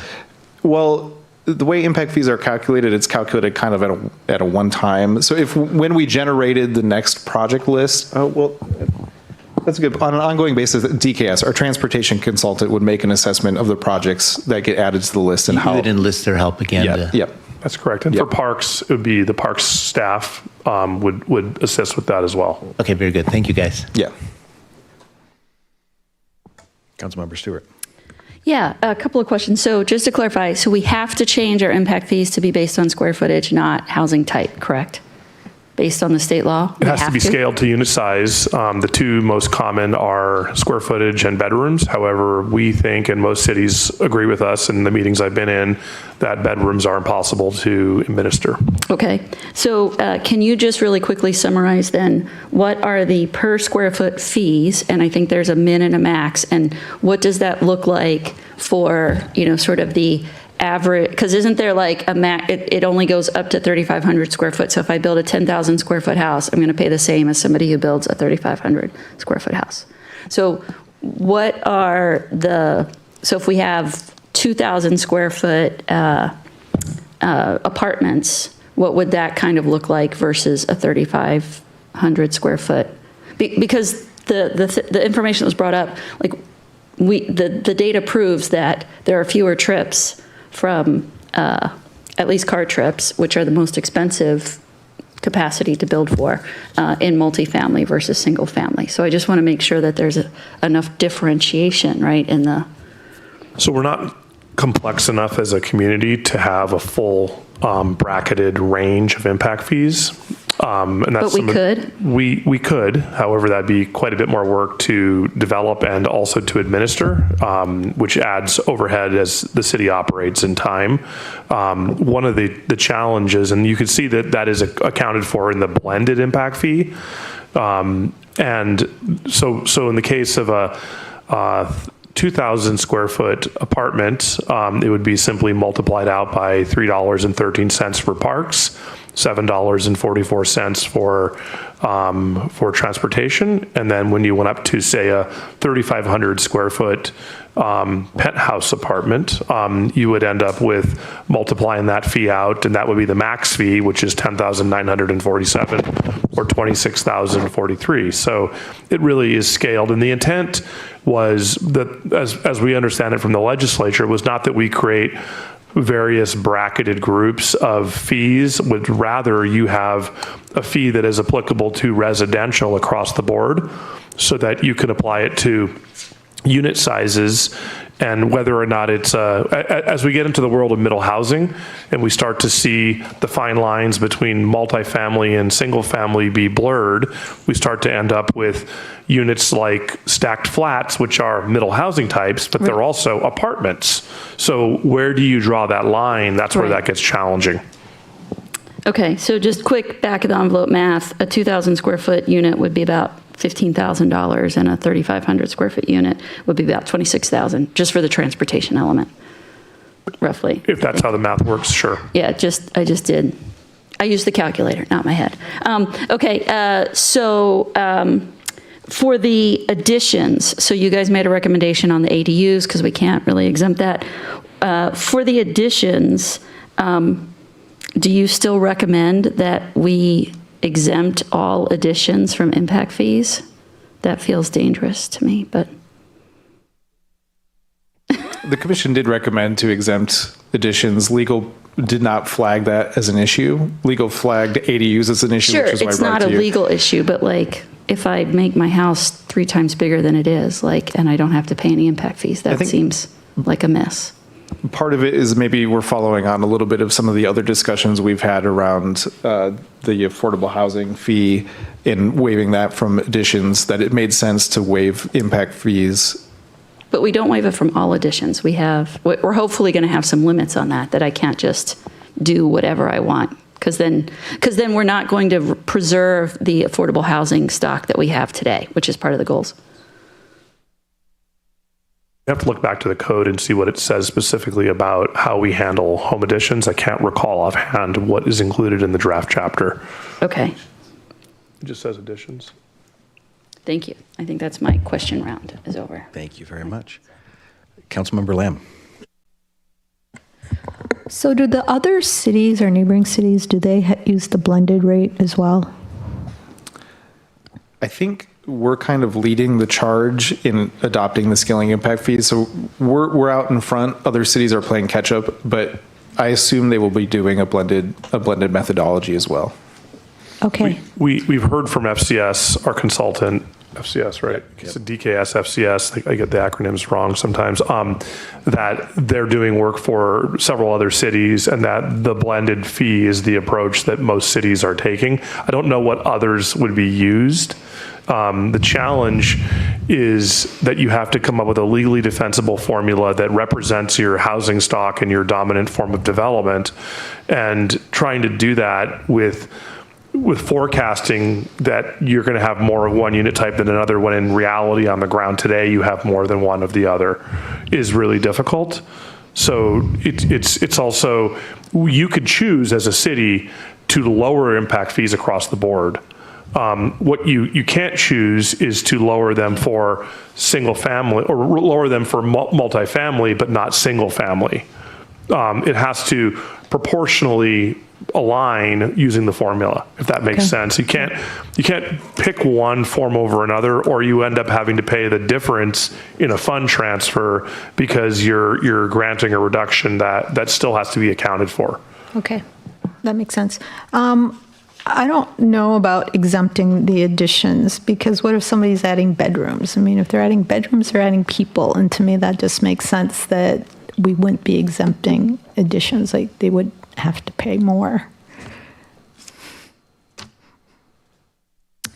The other thing I have is for the reducing the fees for affordable housing. What if we were to reduce it 80%? This is what you have. Instead of waiving it, reduce it 80%. Instead of 0 to 50 AMI, it was 0 to 60 AMI. I was just looking back at some of the projects that Arch had granted funds for in 2025. And there were a couple of them that were specifically for 60% AMI. I think 60% AMI is still challenging to build, and there's still not enough of them. So, I mean, I actually would like to make it 0 to 60, and then 50% is 61 to 80. I don't know if that can be done. I don't see any reason why it couldn't be done. Okay. I do want to highlight that even in that case, although we're not required to make the 20% transfer because we're not getting down below 80%, that is still a need for infrastructure in the city. I just want to be transparent about this, and that need would then be accounted for through the city's CIP process and through funding of the CIP. It's not that we grant a waiver for them or a reduction for them and the need goes away. There still is a need for infrastructure in the city. I just want to be clear that is accounted for in a different way. Yep. Okay, that's what I have. Thanks. Thank you. Councilmember O'Farrell. Thank you, Mayor. Thank you for your presentation. I also wanted to thank the Planning Commission for their very nuanced answer in response to Council, and I appreciate that, and all the meetings they went through on this subject. So I feel like they really pulled it apart and kind of aired it out for us, and I'm appreciative of their work. I realised that we're out of compliance with the state, so we're like almost a year behind on this work, maybe not quite, maybe 6 months or so. So we really should wrap this up and get this done, right? So how, because I think, was it 8 years ago was the last time we updated this, the impact fees, is that right? 2015, I believe. Okay. And would you say like a more beneficial or more, a better cadence would be, what, 2 to 3 years we really should be looking at this, right? Well, we've built into the code that at the council's discretion, we could choose to revisit it. We've also built in that the impact fees will naturally escalate with inflation based on the construction cost index. So they'll stay a little bit more current than our current fees have. I think it would be probably appropriate, instead of tying us to a specific timeline, is, finding some way to say that when we update and adopt new capital project lists, that would be an appropriate time to see if the cost of that project list has really changed one way or the other. It would probably be appropriate to then rerun the formula and see what the outputs are. Okay. But if the capital project list stays relatively the same, it might be okay just to leave it. Or and just use the inflation increases. Or if we're seeing that maybe in some way it's hindering the building of affordable housing in some way, could we come back and kind of revisit formulas then also in about, say, 2 to 3 years when we've had some time to see some of these projects move through the process? And if we think that tweaking this would help in some way, that's something that future councils come back and take a look at. Absolutely, and that was one of the concerns the commission raised, is there was a fear that the impact fees might be hampering development housing production, and which was why one recommended actually reducing the overall fee amounts assessed, and we could certainly track that and come back and, as David says, adjust the dials and levers and see if we're trying to get a certain intended outcome from that. Okay, perfect. That's it. Thank you. Thank you. We've got just a few more minutes left in our meeting, so we will need a motion to extend. We do have council reports that might take a little bit of time, so I'd recommend we just do one extension for 30 minutes, and that way we don't have to go back and forth. If someone would like to make a motion. I move we extend till 10:30. Just give it Been moved. Is there a second? Second. It's been moved and seconded. Would you like to speak to your motion? No. Any discussion? All those in favor say aye. Aye. Aye. Opposed? Nay. Motion carries 6-1. All right, we can continue, and I have Deputy Mayor up next. Thanks for continuing the meeting so I could ask my question. I'm just curious if you've looked at what percent of impact fees we are actually going to collect now with the exemptions we're giving and the discounts we're giving compared to what we would have under the old method. And I don't know how easy it is to do that, but I feel like we're going to end up with 20 or 30% of the impact fee revenue that we would have if we achieve our affordable housing goals. So I'm concerned about that. Sure, it's a great question, and we tried to put together an example of what it could look like in a strictly affordable housing unit development scenario, because that's where the reductions are. So under this example, we created a made-up project of 100 affordable housing units, and on the left you can see we've got 20 units at the 38% AMI band, 30 at the 50%, and 50 At the 80%, you can see the square footages. And then if you just went on a per square foot fee amount, the total amount of revenues that you generate from that project, so a little over $1 million. If you apply the fee reductions that are in the recommendation, the staff recommendation of 80% up to 50% AMI, and then 50% for that 80% AMI band, you see ultimately the reduced revenues on the far right. So it does knock it down quite a bit. And again, that gap then, that $700,000 gap for the infrastructure would come from the capital projects funds to support that growth. Yeah, so we would only be able to do fewer projects, basically, Yep. to manage that. The counterpoint is something David described really well at the last time we spoke with you on February 3rd, is that difference might be the feasibility point for the affordable housing project. So it's that kind of trade-off there. Great, thanks. Okay, Councilmember Stewart, I see you up. I think you already spoke. Anyone else who has not yet spoken? Okay. Your questions, I'm sorry, can you go back to that one? I'm ready to go, as you've presented. Okay, Councilmember Stewart. Yeah, a couple more questions. How have these fees incorporated or support our multimodal transportation goals? Yeah, I think that's a really good question. First, let me get back to the formula slide. There's a lot of slides in there. So first is the numerator there, that local input. So if you look at FCS's report, you see the project list that we have adopted. There are a number of those projects in that project list that are multimodal projects. They include adding bike lanes or trails or sidewalks. So the project list, while it was adopted before we had our updated TMP, it does include multimodal projects in there. The denominator, by the old model, used to just look at strictly vehicle trips, and that methodology limited how we could spend our impact fee funds to road projects. This growth in new person trips is a multimodal way of calculating our impact fees, because person trips includes driving, but it includes all other modes of transportation. It's just the way a person gets from A to B. So it's a fundamental shift in the formula towards a multimodal methodology. I would also add that I think in 2024, there was a state law change that explicitly called out that impact fees, transportation impact fees, can be spent on multimodal projects, not just transportation only projects. So that was the precursor, and that's part of that was the shift in the state's in 3670A discussion around multimodal approach to transportation planning. That was part of that package. So it is accounted for in the foundation.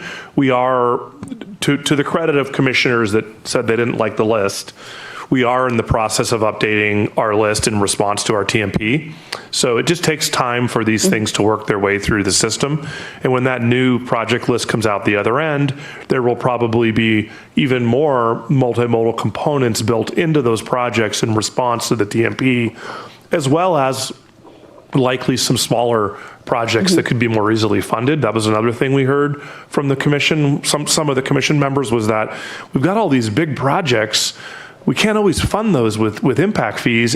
Is there a way to add projects that are smaller in scale that could be more easily funded and built? So hopefully that will be one of the results of that list, is that the next time we update this, that will be incorporated into it. Excellent.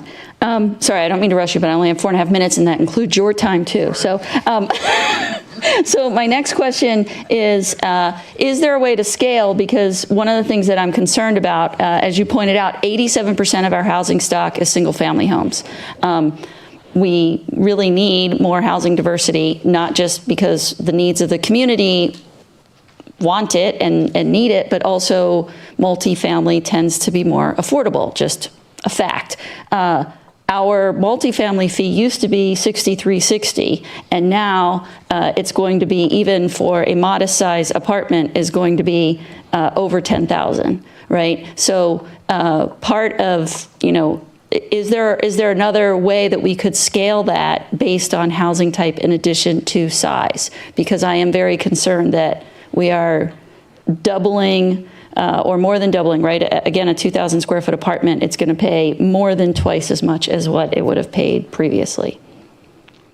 So we're kind of disincentivizing multifamily, right? With these impact fees for my project to cost out, I'm going to probably have to build a single family home so I can charge more for it, or I'm not going to be able to make it pencil out. Well, I think the intent is trying to just disincentivize larger units, no matter what typology it is. And I hear you, but like even at a 1,700 or even a 1,500 square foot apartment is going to have a fee higher than $6,300, right? Dollars. And so how do we expect that to pencil out in market conditions? And that concerns me. So I'm not too worried about the discounting we're giving for affordable housing, because we're going to generate a lot more impact fees if there's any development, because the fees are just going to be higher in general, like quite a bit. Yeah, well, we did ask FCS the question you're posing and brought up by Mr. Stickney about multifamily and single family, and the response they gave is a little bit, we'd have to wait and see because this is all new and we don't know what case law will say on this. But the reason they recommended a blended approach is their read of the RCW is that it's the scaling impact fees are meant for housing units, they're meant to incentivize smaller housing units, not units of a certain typology. So that's why they feel like the safe boundaries is a blended fee that assesses the proportion of your system. But it doesn't account for... I'm sorry, council member, your time's expired. You've got more questions. I will, is there anyone else who has questions? Okay, there are no other questions, but I will ask but the intent here was not to cut people off from asking questions. It's just to move the meeting along. I do have some questions. Are the timing that we've got here, you mentioned that other cities are still working on this. Are we way behind other cities, way ahead, or is everyone dealing with this timing issue? Everyone's dealing with this timing issue. So we're not alone on the... We're certainly not alone in being late. Like, I think we alerted Redmond that this needed to happen in a meeting we had with them several months ago. They're like, oh, yeah, we're doing that too. So I think this is just everyone's getting caught up because the comp plan cycle was intense and a lot was thrown at us with housing regulations. So I think everyone is playing a little bit of catch up. I'm just glad we're not alone. That's all. Yep. Okay. I feel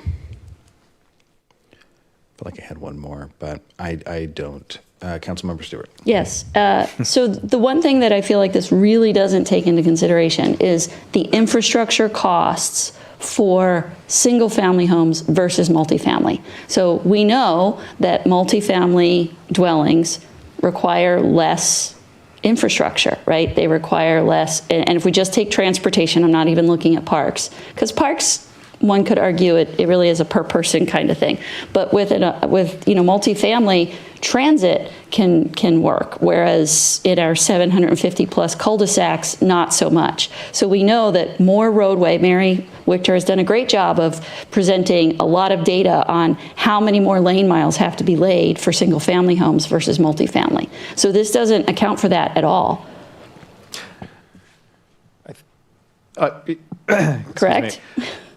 Yes, I don't disagree with the premise, and I think which is why one of the planning commissioners, their recommendation was to potentially look at different service areas, because we can create, state law allows us to create service areas, and in theory you could create a service area for the mixed use centers in the town center and come up with a legally defensible methodology of the impacts of the system within those centers and apply a different fee amount for that service area. I think it's a little difficult, as David said, right now to apply that because, one, we don't have fully built out centers. I think it would be hard to argue that we have a town center or mixed use centers that rely more heavily on multimodal or transit systems than other parts of the city, and we're just not that sophisticated yet. We're getting there, but we're not quite there yet. So I think it could be something we look at down the road when we have more multifamily that relies on different modes. But however, with these impact fees, I suspect we won't get more multifamily, and that's my concern. Like I feel that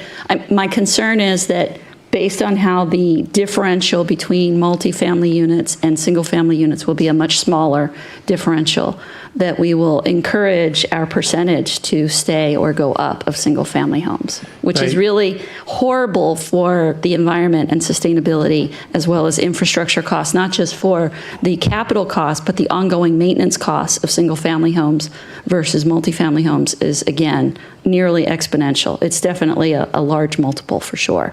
Correct? One option would be to drive it down altogether, that you could choose to lower the impact fee per square foot. In the background, one of the challenges here is that the state legislature didn't do us any favors. They adopted this scaling requirement, and then a few years later, or not a few years later, right after that, they adopted middle housing requirements under HB 1110, and there's language in the bill, the scaling bill, that is in direct conflict with the language that's in 1110, and we're trying to reconcile it.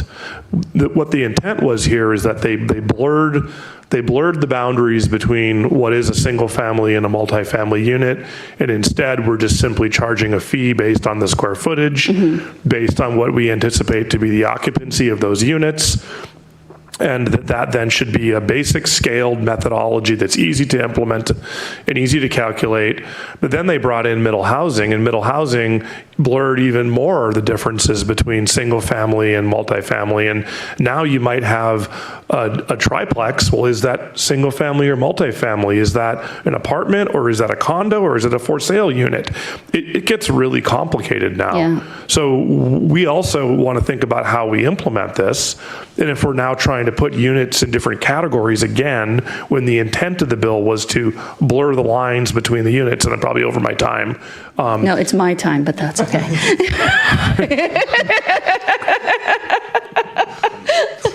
Sorry, David. 20 seconds. Is that the end? Well, he doesn't have time to finish, so why bother? I'm allowing staff to finish the responses. You Okay. just don't want to keep going after they've done. I'm trying to be mindful as well. All I was saying is that that we feel this meets the intent, and that then if we were to carve out other unit types and then build out another formula for that unit type, we think that is not consistent with what the legislature was trying to achieve, although there might be I think the term is perverse outcome that could result in less multifamily. I understand what you're saying. I think the unintended consequences here and the lack of accounting for the actual infrastructure needs for transportation are just not accounted for in this model at all. Understood. Okay, David, do you have everything you need from us in order to move forward, or what else do you need from the council? I have no more lights on for questions. I think we have what we need. And, this is, like I said, this is something that will come back for hearing on the 5th. It's something that we're going to be working on in the future with our TMP. And if there are other ways we want to do this, I think we need to set up our TMP going forward to allow us to amend the formula in the future. Right now, the way the TMP is set up and the way the PROS plan is set up it's not easy to carve out those different unit types or those different areas in responding to Councilmember Stewart. So just want you to be aware of that we could work towards that if there's feedback after the hearing that we want to adopt this now, but we want to think about this in the future. That could be feedback as well. Okay. All right. Well, thank you very much. Thank you. Appreciate the time. Okay, Council. Up next, we have council reports. This one is going to be a little bit different. During the retreat, Council Member O'Farrell, for reasons passing understanding, raised her hand when anyone asking someone to offer to talk about how we're doing with our guiding principles. So she has some notes based on what she's seen over the last quarter.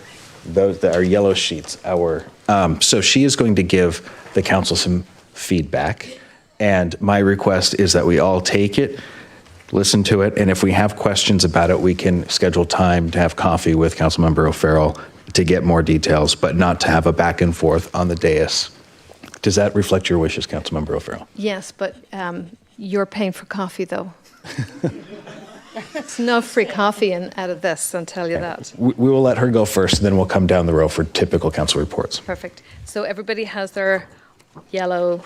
This is about our operating agreements. And just for the audience, council have agreed upon operating agreements, and there are 6 of them. It's to assume good intent, seek to understand, demonstrate respect, establish agreed upon facts, be accountable, and find common ground. And so we had agreed at our retreat that I would come back with some feedback. So I'm just going to read my little thing here. So MBAC has agreed to provide feedback to council at the dais on our progress. This feedback is on the 6 meetings that we've had since the retreat, not including tonight or the April 14th meeting. Remembering we're a new council with varying and passionately held opinions. We agreed to assign colours of green, orange and red as a rating scale. So this is my feedback. I'm giving us an orange as an overall scale for 6 meetings, and I'll explain.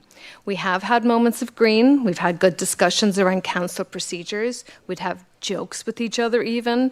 We have good respectful discussions around council committees, moving and adding public comment options to the agenda during council goals discussions, many light-hearted moments.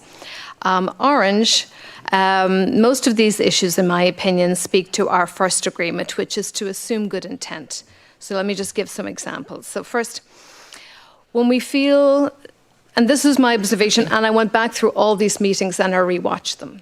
So it's not just from me going home as I was in the car thinking about this. I went back and I rewatched all the meetings, and that was super. When we feel pressure to explain why we voted in a particular way after the vote is complete, that is kind of an issue. Second, the use of point of order on a procedural matter may not always be helpful, even if it is technically accurate.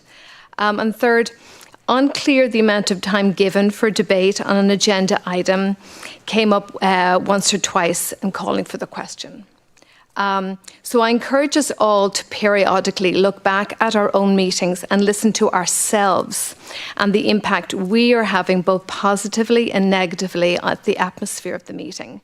I found it personally beneficial and eye-opening about my own behaviour, and also hearing parts of the discussion that I missed at the meeting. And that was really worthwhile. This is just an attempt to take the temperature down in the room between us. Okay, so I've just a couple of suggestions, and you can take them for what they're worth. Assume good intent and seek to understand each other. Get to know each other. I encourage those of us who have not had one-on-one social conversations with each other to do so. Remembering to direct our comments at the dais to the mayor and not to the council member directly, and attempt to keep emotion out of it. For me, it's keeping sarcasm out of my voice. I didn't realize I did that all the time. Need to visit how to make a motion, amendments to motions. So I suggest revisiting maybe Jurassic Parliament, maybe, would be a good idea. Worth clarifying about the length of time or how many rounds of discussion council will have on an agenda item. May need to be set at the beginning of each agenda item. And just by way of suggestion, for example, discussion around council goals, for example, when I went back and I watched that part of the meeting. The discussion about council goals from the perspective of a listener was quite difficult to follow, and direction to staff is quite unclear. We need to be more succinct in the feedback we give staff so that they can better support us in our work. And it was just very eye-opening watching all of us at a meeting, and you kind of go, what would I take away from that if I was a member of staff, and how could I formulate something based on all of that? And we're not maybe as coherent as we might think. Okay, and that is my feedback. Thank you very much, Councilmember O'Farrell, for doing that. I know that was not a fun job. And sorry, Mayor, apologize. So if we want to keep this as an ongoing thing, somebody might want to volunteer to do the next series of meetings if they wish. Or if you want to continue to have me do it, I can do that also. But I think it's worthwhile continuing to do this as we're still in this getting to know each other phase. I think it's worthwhile. So if you found it useful, maybe we'll keep it going, but just let me know. Okay. So you would like us to tell you separately if we want to keep it go? Okay. Okay. During the council reports, if someone wants to weigh in on their thoughts, that might be helpful. I'll start with Councilmember Boyer if you'd like to give your report. Yes, Councilmember O'Farrell, please continue. And that's all I have. Councilmember O'Farrell. I attended a meeting at the YMCA before I came here. They were celebrating the achievement of their fundraising goal. They surpassed their goal. They were very, very excited, and it was just a wonderful kind of get together to be there at. So they're very emotional and excited. So thank you to the community for supporting the Y and all the great things they do. So thank you. So I appreciate Councilmember O'Farrell watching all those meetings. I don't know how she did that. I mean, I'd like her to continue, but I don't, like, maybe you just want to pick a couple of topics and rewatch and not rewatch all of them. I'm sorry.